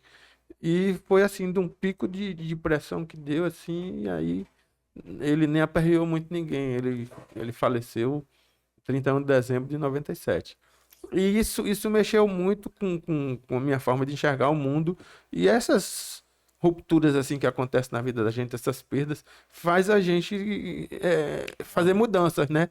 E com isso eu fui diagnosticado com isso, com o escritório de contabilidade na presidência do conselho, com muitas preocupações, muita ansiedade, a saúde mental um tanto abalada pelo número de coisas. Então, eu decidi que eu iria desacelerar da área de escritório de contabilidade, de empresa de contabilidade, de tudo isso, e talvez por enxergar logicamente que pode ter sido algum dissabor, alguma coisa que eu meio que desencantei um pouco, mas nunca perdi o amor pela contabilidade. Então, eu meio que associo isso a essa necessidade de desacelerar e, de repente, você sabe, você trabalha com consultoria e alguns colegas trabalham, você sabe que é uma coisa muito intensa, muito... E aí também tem alguns momentos que eu ficava pensando, poxa, eu me esforço tanto, eu sofro, eu adoeço, tudo, dou lucro para algumas pessoas e as pessoas nem têm uma contrapartida de uma remuneração justa, de alguma coisa disso. Então, foi toda essa reflexão que me fez dizer, eu vou fazer uma coisa muito legal que eu gosto, que é a área da docência, a área de ministrar, a área de formar pessoas, a área de guiar caminhos e tal. E eu, graças a Deus, eu entendo que foi um caminho que foi assertivo, porque eu tenho consciência da minha colaboração na ascensão social e na mudança de condição social de muitas pessoas pela formação contábil e que eu, de alguma forma, encaminhei. Eu mesmo tenho um aluno que eu tenho muito orgulho dele, que é o Júnior Félix. Ele hoje é muito jovem, mas já é professor concursado de uma universidade, já tem doutorado, tudo. E ele, assim, era um menino de 17, 18 anos e que já despertava pelo talento. Também teve você, teve Fábio, teve José Augusto, um outro aluno também que... Então, são coisas assim que vão te fazendo refletir, Teófilo. O que eu posso fazer para mudar a vida das pessoas? A educação faz isso. Que legado eu posso deixar para isso? Eu não estou dizendo que você sendo um empresário contábil, um consultor contábil, um auditor de sucesso, você não deixe seu legado. Mas eu consigo que a abrangência da educação ela é muito maior. Você imagina uma sala com 50, 60 alunos por semestre, que era o que a gente tinha. Ao final de 30 e tanto, eu entrei em 93 de quanto, por acaso, para 2025? Porque 32 anos como professor. 32 anos. Imagina aí quantas pessoas a gente formou e quantas pessoas se encaminharam aí para o lado do bem, porque muitos vêm de condição social muito sofrida, muita dificuldade. Essas pessoas arrumaram a profissão, e a profissão contábil, você sabe que ela gera oportunidades. Muitas. Não é só ser contador, diretor de uma empresa, você ser gerente, tem muitos ex-alunos que implementaram o seu negócio depois que terminaram contabilidade. Então, o que eu consigo responder à sua pergunta é que é inesperado também. O importante é você se preparar para aqueles momentos e eu digo, foi sorte também. Porque eu não tenho herança familiar de alguma profissão, porque muitas pessoas fazem sucesso na vida porque tem uma banca de advogado, que o filho se forma advogado e vai. Um consultório médico que herda dos pacientes. E tem muitas profissões. E a gente que não tem uma herança familiar de uma sequência, é muito difícil você escolher uma profissão e você enveredar por aquilo que lhe dá satisfação e lhe dá retorno de um conforto financeiro. É difícil até para escolher quando não tem essa origem, né? Com 17 anos, como é que você sabe o que é escolher uma profissão? Eu digo isso por mim, que quando eu terminei o ensino médio, eu queria ser músico. Mas acabou que não deu tanto certo. Eu queria ser músico, mas eu já tinha o técnico em designer gráfico. Na pandemia eu acabei me aventurando por essas áreas, designer. Aí acabei... Mas antes da pandemia, a minha família via que eu desenhava muito bem. E o pessoal tem esse conceito que quem desenha bem vai ser arquiteto. A minha primeira faculdade foi de arquitetura. Aí chegou a pandemia, eu desanimei, tranquei o curso. Não tinha responsabilidade nenhuma para escolher um curso. A verdade é essa. Eu aos 17 anos, eu era uma pessoa inexperiente e bastante irresponsável. Eu tenho esse reconhecimento de mim. Aí eu fui procurar uma coisa que eu gostava. Eu gosto muito de biologia. Então eu tinha a ideia de que eu ia fazer uma pós-graduação em paleontologia, que eu queria ser designer de fósseis. Fazer o design de fósseis. Que eu queria unir meu curso técnico de design gráfico para desenhar fósseis, que é a paleoarte, a gente chama. Aí, por ironia do destino, eu não queria EAD. Não formou turma no presencial, me jogaram pro EAD. Aí eu desisti. Outra coisa que eu sou bom. Eu sou bom em organizar dinheiro. Qual curso que ajuda a organizar dinheiro? Aí tinha economia, só tinha EAD. Aí contabilidade e gestão financeira. Aí eu vi assim, eu pendi pra contabilidade. Aí cheguei aqui. Mas foi com 20 anos. Com 17 anos eu nunca ia fazer uma escolha como essa, que não me arrependo. De design gráfico para biologia chegar a contábeis. Mas todo mundo tem uma história de jogador de futebol para ministrar aula também, né? Escrever textos e muitas coisas. Então, mas o mais importante é a perseverança, né? Isso aí. Professor, pra gente entrar aqui em um tema. Antes da gente entrar no tema aqui, que é como o MEC entrou na veia do professor Jassuípe, que ele também é avaliador do MEC. Avaliador do MEC. Eu queria que o senhor conversasse com o público, porque tem muitas pessoas que têm esse dom de ensinar e essa vontade de crescer no meio acadêmico como professor, internacionalizar o seu conhecimento, o seu ensino. Qual o conselho que o senhor dá, essa palavra, uma palavra de motivação para essa pessoa que está nesse caminho que o senhor tem para ela? Uma palavra de motivação, um conselho. Para quem quer ser professor. Sim. Eu acredito que a gente tem que despertar para a nossa vida de que a nossa profissionalização ela tem que ter vocação, né? Eu convivo com muitas pessoas que prestam serviço a ela e prestei há muito tempo, que alguns filhos querem, os pais querem que os filhos sigam medicina, né? O curso elitizado, essa coisa toda, e que tem uma esperança de boa remuneração. Só que a pessoa não tem vocação. E eu tenho experiência de pessoas que eu conheço que escolheram por essa pressão familiar fazer isso e de repente foram trabalhar com a área de medicina, mas com serviço de imagem, de tudo, né? Que hoje os equipamentos basicamente fazem tudo. Mas assim, eu conheço essas pessoas, tenho contato próximo às vezes, e eu vejo que as pessoas não têm realização, não são felizes naquilo que fazem. Né? Eu não sou, aí me desculpem, mas eu não sou aquela pessoa que é favorável a dizer, e aos pais principalmente, eu digo isso. E eu me lembro disso de um grande contador de João Pessoa, que era professor, era professor, sim, Teófilo também, um grande contador, mas era professor Garibaldi, e que ele fez toda a família dele fazer contabilidade. Porque ele disse, você precisa primeiro ganhar dinheiro, ter uma remuneração que sustente e pague suas contas. Depois você pode fazer as coisas todas dos hobbies. Hoje a gente consegue ver muitos pais dizerem, não, vou deixar meu filho fazer o que quer, o que gosta.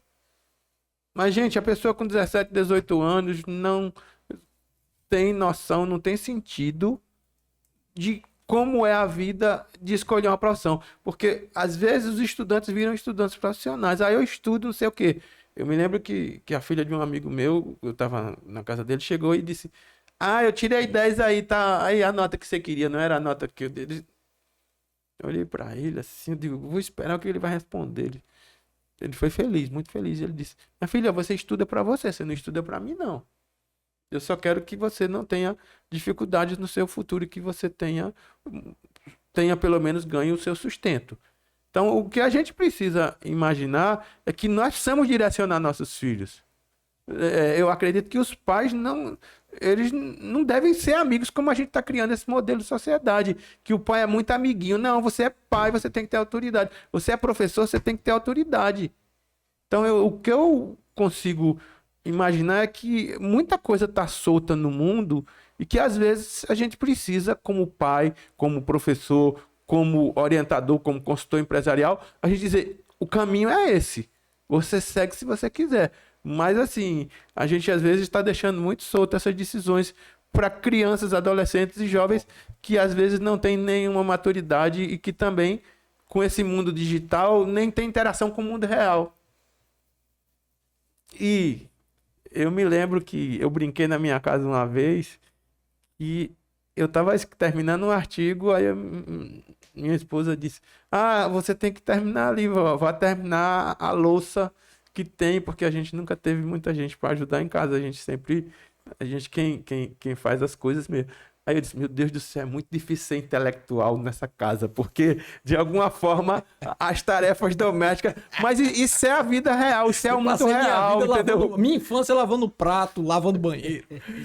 Pois é, mas nós precisamos, como pais, como orientadores, a gente precisa também imaginar essa perspectiva. Então, na sua pergunta, a gente divagou um tanto, né, sobre isso, mas é uma discussão muito profunda de você dizer para uma pessoa, escolha uma profissão O que você vai fazer? Qual é a motivação? A motivação que eu tive foi a necessidade e a carência financeira para a minha sobrevivência.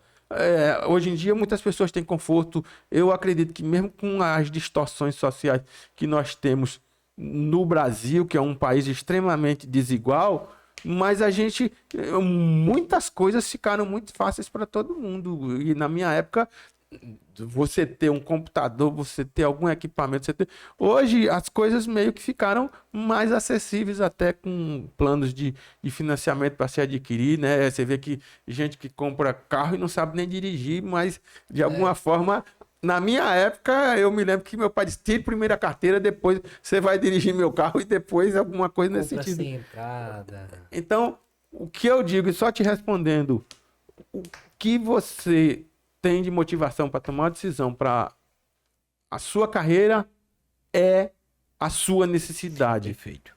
Perfeito. Só corroborando com o que o professor Jassuípe falou, eu fiz contabilidade, o técnico em contabilidade, iniciei por uma questão de oportunidade. Eu não tinha, eu vou fazer medicina, eu vou fazer direito, não. Eu estudava numa escola privada, era a Fundação Bradesco, porém com recursos públicos, né? Porque a Fundação Bradesco ela era fundada com base em incentivos fiscais, e minha mãe me conseguiu uma vaga para mim lá. E quando eu terminei, na época era segundo grau, eu terminei o primeiro grau, fui estudar à noite, e quando chegou lá eu tinha ou magistério ou contabilidade, e eu, por uma questão de oportunidade, porque eu tenho um tio irmão do meu pai, que é contador, eu digo, bem, eu acho que é um caminho mais fácil para mim ser inserido no mercado. E assim foi. Ele me arrumou um estágio, e dali conheci pessoas como você e foi me dando oportunidade. Então foi uma questão de oportunidade. Talvez fazer o que gosta num primeiro momento não te faça prosperar. E eu ouvi de alguém uma frase que dizia o seguinte: o próspero, ele faz primeiro o que lhe garante um sustento para depois fazer o que gosta. E eu gostava muito de engenharia agrônoma. Eu gostava muito de mexer com terra, gado, essa questão da pecuária. Só que lá naquela época, eu já enxergava que se eu seguisse por esse caminho, eu ia passar minha vida cuidando dos ativos biológicos dos outros. E nunca ia ter o meu, porque era uma questão de oportunidade. E teve uma questão de um colega meu que ele também gostava muito da pecuária, queria ser criador de equino, de bovino, e ele queria fazer veterinária. E o pai dele disse: não, meu filho, você não vai fazer veterinária. Você vai fazer o que vai lhe dar condições de ter tudo isso. Não é porque você gosta que você tem que fazer veterinária, você vai fazer medicina. E aí ele foi designado, hoje ele é um dos grandes urologistas, e tudo que ele imaginou ter com o trabalho em veterinária, ele conseguiu, ao invés de trabalhar com o dos outros, ele conseguiu ter o dele, fazendo medicina, que a orientação do pai dele foi essa: vai fazer o que primeiro vai lhe dar sustento. Nessa linha do que você falou muito bem. Eu acho que o caminho é por aí. Me veio aqui uma passagem, você me permite? Claro, toda, fica à vontade. Essa questão de escolha de uma profissão é um dilema absurdo com todas as pessoas. E eu me lembro que quando eu fui para escolher contabilidade, eu trabalhava numa empresa em São Paulo, eu era office boy, e na época eles tinham uma moto e eu entregava correspondências e fazia operações em bancos e tudo mais. E eu não sabia, naquela época eu já era motoboy. Eu circulava... Já inventou um bocado de profissão, motoboy. Podcast, motoboy. Palestras na contabilidade. E aí eu me lembro que eles compraram, aí junto com o apoio do meu pai também, compraram uma Yamaha TT 125. Ei. A bicha quebrava que só a mulher te consumia demais. E eu atravessava.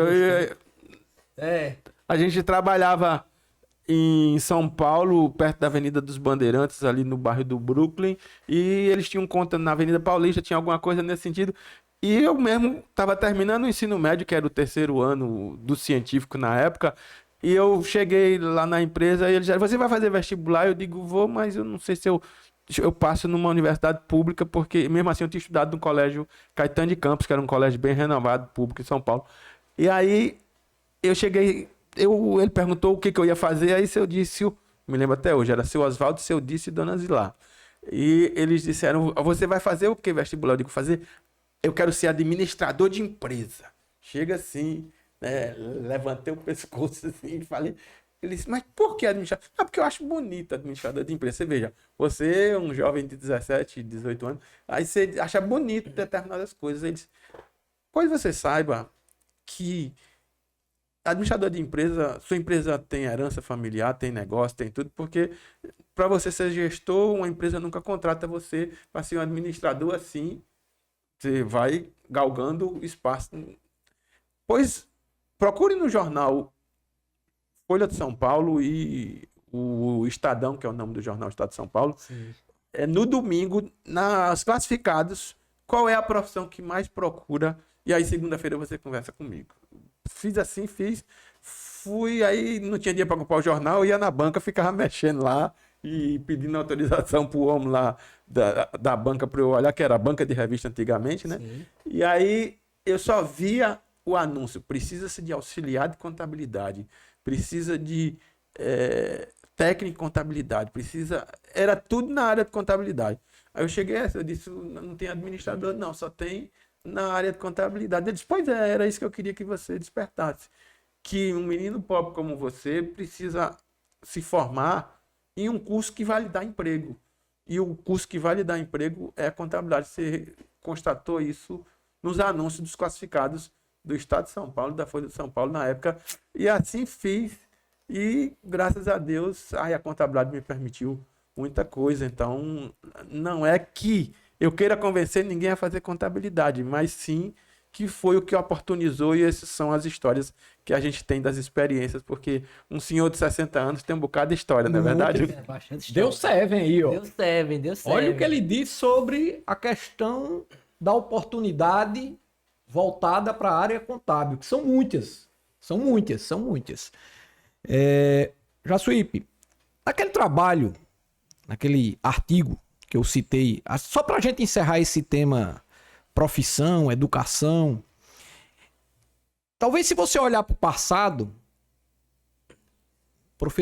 contador, você se formou em contabilidade, virou um profissional de contabilidade, um contador, entrou na questão acadêmica e hoje você é um pesquisador na área de educação.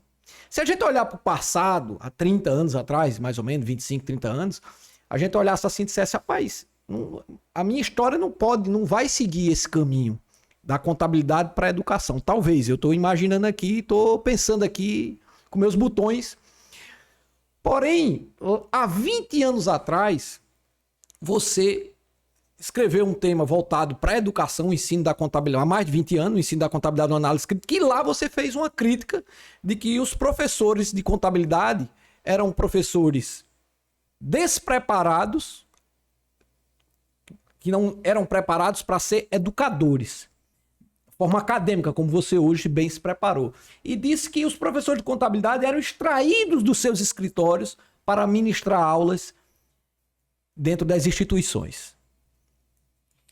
Porque ao longo da história da educação contábil, os primeiros professores de contabilidade porque nós tínhamos uma divisão há muito tempo do bacharel em ciências contábeis e do técnico em contabilidade que foi de uma herança do guarda-livros, né? Porque o contador de antigamente, ele era o chamado guarda-livros, porque inclusive muitos que estão hoje estudando contabilidade não seriam profissionais de contabilidade mesmo técnico, porque exigia-se que tivesse uma boa caligrafia, tanto que uma das disciplinas de educação artística que pagava no curso técnico de contabilidade, na verdade, era um livro de caligrafia para você ter uma letra boa, para você escriturar os livros contábeis, e era a oportunidade que se tinha.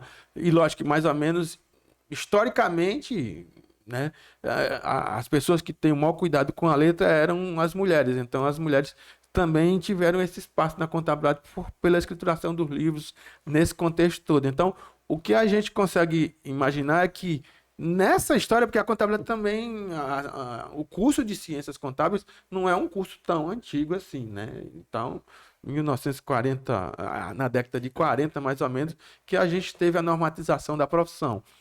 E as primeiras faculdades em São Paulo, que foi com base na Faculdade de Economia, se eu não me engano, os professores eram os profissionais donos de escritório de contabilidade que eram técnicos. Inclusive, o ensino superior ele foi meio permeado. A pessoa tinha uma formação em economia, em direito, em alguma coisa, e tinha o curso de técnico em contabilidade.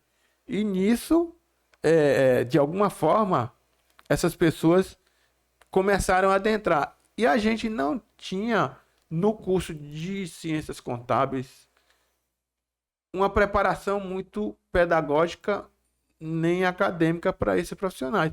Então, eles vinham dos seus escritórios, imaginando que iriam ministrar as disciplinas que eram convidados e que, para ser professor naquela época de contabilidade, era mais ou menos um bico, não era uma profissão. Sim. Você tinha seu escritório e você ia complementar a sua renda Perfeito. ministrando aula. E você trazia sua experiência Prática. lá do dia a dia. Só que você, por não ter essa preparação, você rememorava o professor que você teve na época que você estudou de alguma forma, e de repente aqueles professores tinham um nível de crueldade, de cobrança, de tudo, que de alguma forma você replica isso.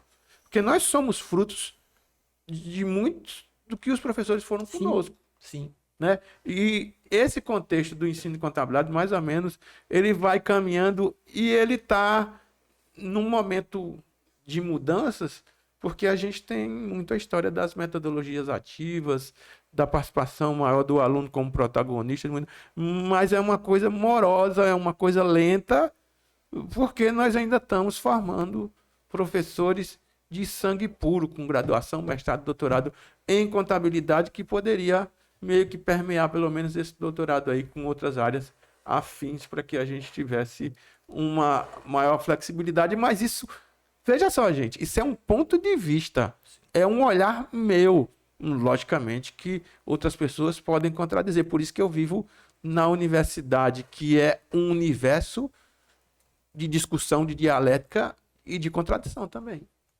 Perfeito. Querido singelo súdito, vamos para o nosso último tema. Vamos falar só um pouquinho do MEC depois, mas eu queria trazer, para a gente aproveitar o tempo que nós temos, para o senhor falar com ficar mais à vontade para conversar, a questão do CRC. Aí eu gostaria de passar a pergunta para o amado mestre Teófilo, que vai falar com mais propriedade. Depois tu pede para alguém tirar uma foto da mesa aqui. Eu vou tirar, inclusive, vou tirar uma foto sua para colocar na nossa capa, tudo mais. Não, Pode mas da deixar. mesa aqui também. Pode deixar.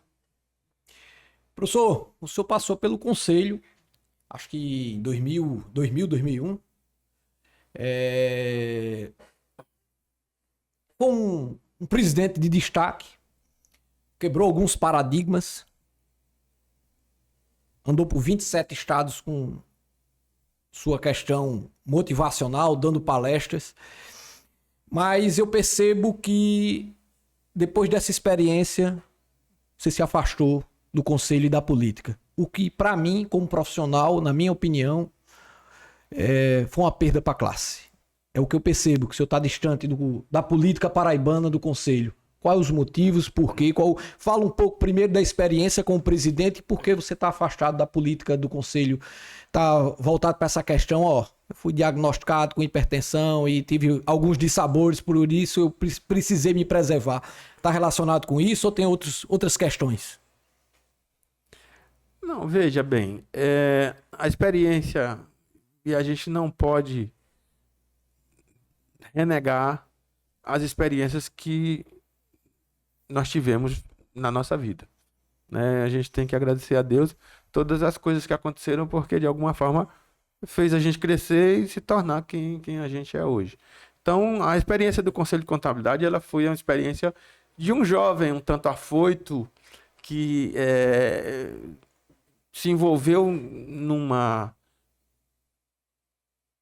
conselho de classe, né, que é um conselho que representa os profissionais, que trabalha com fiscalização e que às vezes eu imagino que possa desvirtuar um pouco essa finalidade, porque a gente faz, depois que começa a enxergar que a gente faz muita atividade e a discussão maior é que a gente tem que fiscalizar o exercício legal da profissão, mas para que as pessoas exerçam legalmente, elas precisam estar preparadas e talvez essa ideia dessa educação continuada, dessa formação, seja uma justificativa válida.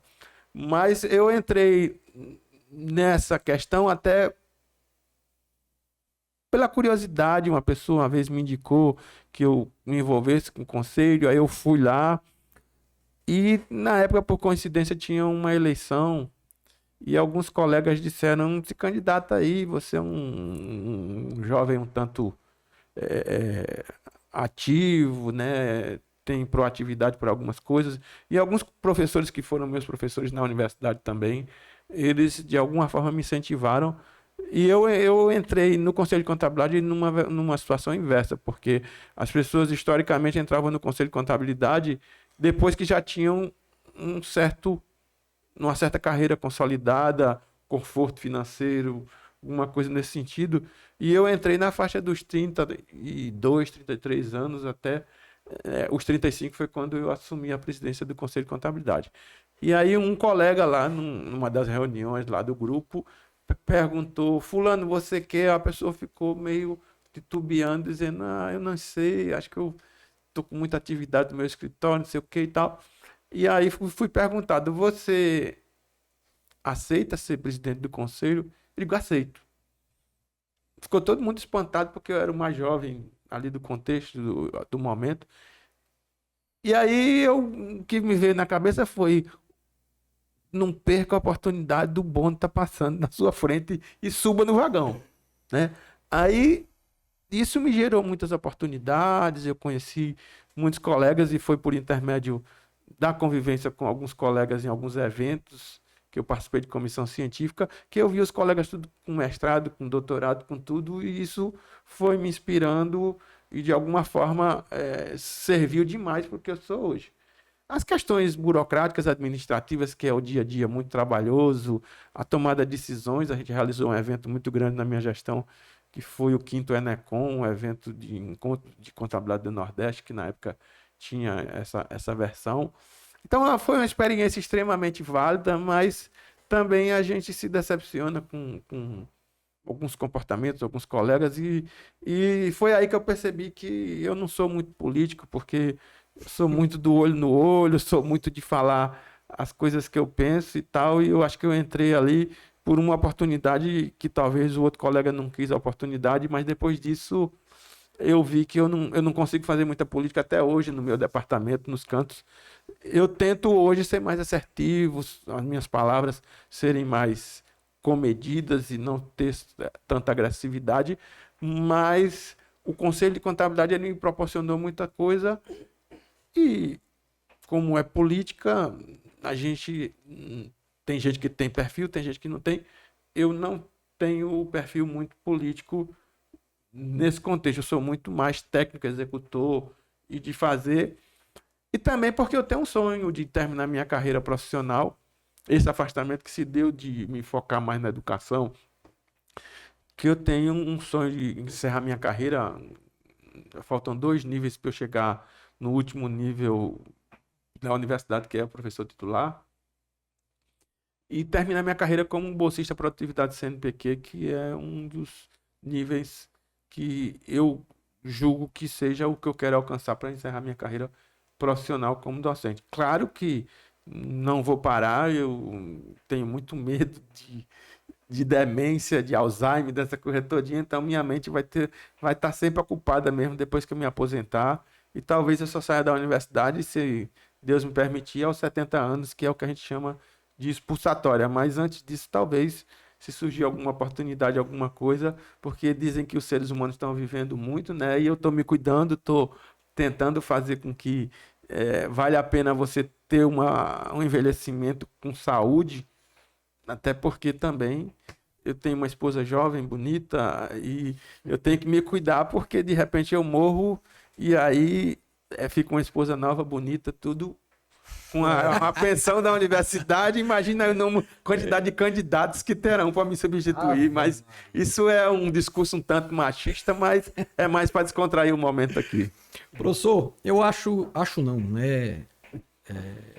Sua passagem pelo conselho e o seu afastamento, diante de tanto talento, eu acompanhei um pouco desde quando, até porque trabalhei com você, Acompanhei as eleições de conselho na época, acompanhei você como coordenador, sua trajetória de fazer o mestrado em Salvador, na Visconde. Um pouco do doutorado a gente manteve um certo afastamento, até para questões profissionais, eu morando em Campina Grande, o senhor aqui, mas o conselho pode ter lhe proporcionado um reconhecimento nacional. Eu participei de algumas palestras suas em outros estados, onde você era ovacionado. Aqui na Paraíba, nem tanto, o qual eu entendo que é um desperdício de talento sobre a sua capacidade de ter contribuído, talvez o profissional que mais tenha contribuído com a representação social para o profissional de contabilidade. E eu falo, inclusive, na forma de se vestir, de se portar diante de um cliente, em sala de aula, como palestrante. Eu posso dizer que eu me inspirei muito na sua pessoa por lhe acompanhar, por acompanhar essa trajetória. Será que santo de casa não faz milagre mesmo, professor? Sim, aí a gente volta para os princípios bíblicos, né, gente? Pelo amor de Deus. Né? Em Nazaré. Diga aí você. Em Nazaré, será que o grande Salvador, ele foi reconhecido de alguma coisa? Então, isso é uma coisa natural, né, gente? Não é? E repita aí, você me ajude aí. As falas, né? Ele não teve que fazer a divulgação da palavra em outros lugares, em outros locais, porque o seu próprio povo não reconhecia. É o filho do marceneiro, né? Quem é aquela pessoa de alguma forma? Então, eu acho que as coisas se replicam na humanidade, na trajetória da civilização. E claro que sim, eu acho que juntam um monte de fatores. As pessoas, quando conhecem você de muito perto, às vezes não valorizam muito, mas a gente fica feliz de ter feito muita coisa legal. E essa questão de reconhecimento, às vezes eu sei que todos nós somos vaidosos. Eu não vou me negar de que quando você tem um reconhecimento você fica feliz, mas eu imagino que eu tinha uma missão, essa missão na área contábil, na Paraíba ou em qualquer contexto, eu acredito que ela foi cumprida e a história é quem dirá. Pelo menos uma coisa ninguém há de tirar, a não ser que haja uma reformulação. Mas tem uma galeria de ex-presidentes que tem uma foto lá no Conselho de Contabilidade e a minha está lá na gestão 2000-2001, né? E essa questão você ter migrado para a educação fortaleceu ainda mais a imagem do profissional de contabilidade, que ele pode navegar por outras áreas, né? A questão multidisciplinar, né? Então, muito importante. Seria muito bom que o senhor pudesse contribuir ainda mais, até porque disseminar esse conhecimento da pesquisa acadêmica voltada para a educação, unificando isso ainda mais com a questão da contabilidade. E não só lá na Federal, onde o senhor hoje é professor, mas também com dentro da própria entidade de classe. Eu acho que a classe contábil precisa de um pensamento disruptivo como o seu. Tá, muito obrigado aí por essa deferência, mas vamos continuar aí nessa perspectiva que a gente tinha conversado antes, né? Vamos aproveitar alguns momentos da vida com a família, usufruir de tudo que a gente construiu e, logicamente, oportunizar para algumas pessoas, porque a vida é feita de ciclos, né? Ela tem a continuidade, ninguém é eterno, ninguém tem que ficar no mesmo posto ao mesmo tempo, até porque para ocorrer alguns reconhecimentos, algumas coisas, tem que haver as rotatividades, as mudanças, para que as pessoas possam ver em que momento talvez possa ter sido um pouco melhor, outro com mais dificuldade com alguma coisa, mas eu não gosto muito de uma expressão que diz a fila anda, mas é verdade que a gente tem que seguir o rito da vida, da civilização, da evolução da humanidade e, logicamente, em nenhum momento eu posso esquecer do processo de maturidade, né? Uhum. A gente precisa, e a gente tinha conversado sobre isso nos bastidores, né? É preciso construir alguma coisa, acumular, mas depois usufruir, porque a gente não leva nada para outra vida mas a gente deixa todo o conhecimento que a gente ajudou a construir ao longo da nossa permanência aqui na Terra, né? Não tenha dúvida. Eu acho que o propósito do ser humano, eu tenho dito, é servir para salvar, né? Deixar um legado. Quando a gente deixa um legado desse que está sendo construído por você, principalmente na questão contábil, em conexão com a educação, eu não quero que me entendam mal na questão. Não estou dizendo que estou falando de política. Eu estou falando de uma mente privilegiada dentro da contabilidade que conectou com um doutorado em educação. Eu acho que o nosso, como entidade de classe, como profissional de contabilidade, só vem agregar valor. Uma pessoa que se conectou à nossa profissão, como contador, com a questão da educação, com pesquisas internacionais, com bolsas, fazendo pesquisa em Portugal, França. Então, acho que fortalece muito o nosso conselho. Concorda, Singelo? Concordo sim, ele é uma turbina de valor ambulante. É isso aí. Professor, Vamos lá, a nossa última pergunta, que é quem já deixou o couro com esse gostinho, que é falar sobre o MEC. Um avaliador no MEC, e aí vem aquela curiosidade, como é que o senhor enxerga a Faculdade de Ciências Contábeis hoje?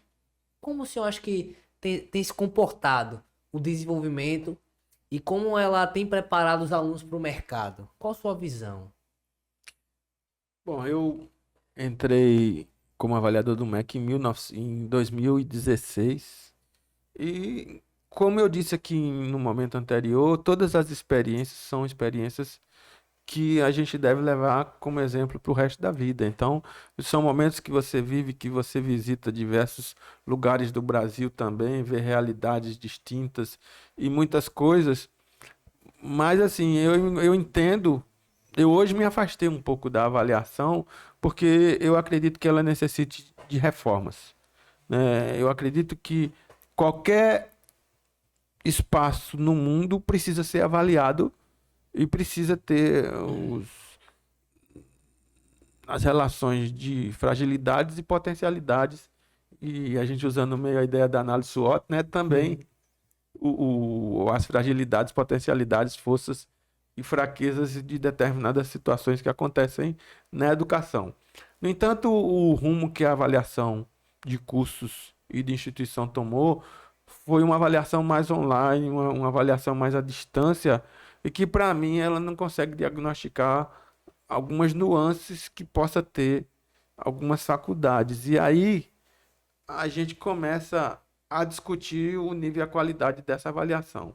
Então, como o Teófilo já me conhece bem, quando eu não concordo com determinadas coisas, eu simplesmente me afasto e vou fazer outras coisas que possam me dar mais satisfação, porque eu só faço as coisas que eu acredito, né? E eu acho que a gente deve somente fazer as coisas em coisas que a gente acredita. Não adianta, em algum momento eu estou fazendo uma coisa, mas por que eu estou fazendo isso? Será que eu acredito nisso mesmo?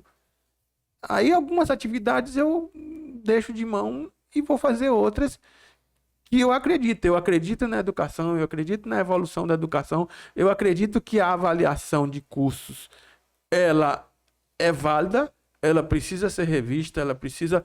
Mas a humanidade, como a gente sabe, de todos os espaços, elas precisam sempre se aprimorar, elas nunca estão... Nós não temos fórmulas fechadas, concretas e definitivas. O mundo precisa, a cada tempo, evoluir, se adaptar de alguma forma. Eu posso estar sendo um tanto retrógrado e não concordar com a avaliação online de uma pessoa está num canto, outra está no outro, e com um tablet me mostrando os espaços físicos, a sala de aula, as coisas. E eu entendo que a gente só vai mostrar as coisas mais bonitas, as outras coisas só a gente... interessa. Né? Então, esse modelo realmente... Eu me afastei nesse sentido, mas eu não discordo de que o processo avaliativo ele tem que existir. Nós precisamos ouvir dos outros o que a gente está fazendo certo, o que a gente está fazendo errado, até para que a gente melhore, que a gente se aprimore. Então, é somente isso que eu tenho a comentar sobre a avaliação do MEC, e que, com certeza, a educação contábil, pelo menos, que é o que a gente... Nosso meio... ela estaria em piores condições se não fosse esses processos avaliativos, e aí Teófilo já foi gestor de instituições de ensino e percebe muito isso, que às vezes muita coisa só melhorava. E eu me lembro de uma instituição que eu não tinha telefone na minha sala, mas a comissão do MEC vinha e tiveram que providenciar e depois queriam tirar a linha telefônica da minha sala e eu não deixei mais porque eu disse, não, tá aqui é para ficar. Mas você vê que o processo avaliativo, ele obriga algumas situações de melhoramento de onde a gente está, né? Com certeza. E aí, Singelo? Satisfeito? Satisfeito. Estou satisfeito. Deu muito serve, não foi? Muito serve. Eu até anotei aqui vários Percebi que você aqui, anotou os... já para facilitar aqui os cortes. Show de bola. 7 sobre 7. Professor Jassuípe, mais uma vez, satisfação tê-lo aqui. A gente falou por quase 2 horas, por diversos assuntos. Obrigado por contar um pouco da sua história. Já sinta-se convidado para lançar o seu livro aqui, ou então pelo menos para apresentar o seu livro aqui. E fica à vontade, Singelo. Quer acrescentar alguma coisa antes que o professor Jassuípe faça as suas considerações finais? Eu tô satisfeito, eu fico sem palavras e eu gostaria de ouvir as suas. Eu vou explorar um pouquinho do seu talento. Eu vou querer que você viu a voz do Caboclinho lá na rádio lá? Eu acho, vai ficar bacana se ele apresentar o Bate-Papo Serve, o Caboclinho, não vai? Se ele fizer com aquela aquela voz imponente que enganou a pobre senhora, achando que ele era alto. Acho que vai ficar bacana se ele apresentar o Bate-Papo Serve na voz do Caboclinho. Vai ficar muito bacana. Quando ou antes ou depois, nas suas considerações finais, apresente nosso Bate-Papo Serve no personagem Caboclinho. Fala, Caboclinho! Fala, Caboclinho. É isso aí. Bom, eu queria agradecer a oportunidade, é um momento ímpar na minha vida, né? Porque com essas novas tecnologias, essa nova perspectiva de podcast, essa divulgação em massa que esses avanços tecnológicos nos permitem e que espero que a nossa discussão alcance vários espaços, vários lugares, e que as mensagens positivas que a gente tentou sempre enaltecer, que a humanidade ela não tem outra forma de evoluir sem ser pela educação, porque nós nos tornamos pessoas mais conscientes, nós nos tornamos pessoas que, pelo que é dito, e às vezes isso não acontece, mas quanto mais você estuda, é para que você mais compreenda o próximo, você compreenda o outro, as limitações, as coisas. Eu sei que às vezes quando a gente estuda muito, a gente adquire uma certa soberba, se coloca num patamar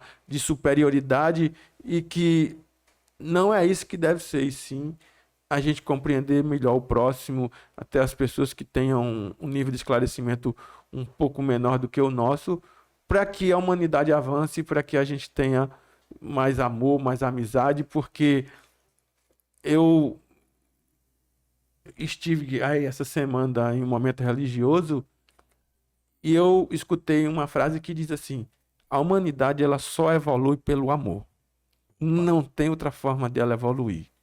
E eu digo a todos vocês, eu tenho amor pela educação, eu tenho amor pelo que eu faço hoje, e acho que com isso Deus tem me permitido a prosperidade e o alcance dos meus objetivos que eu sempre planejei.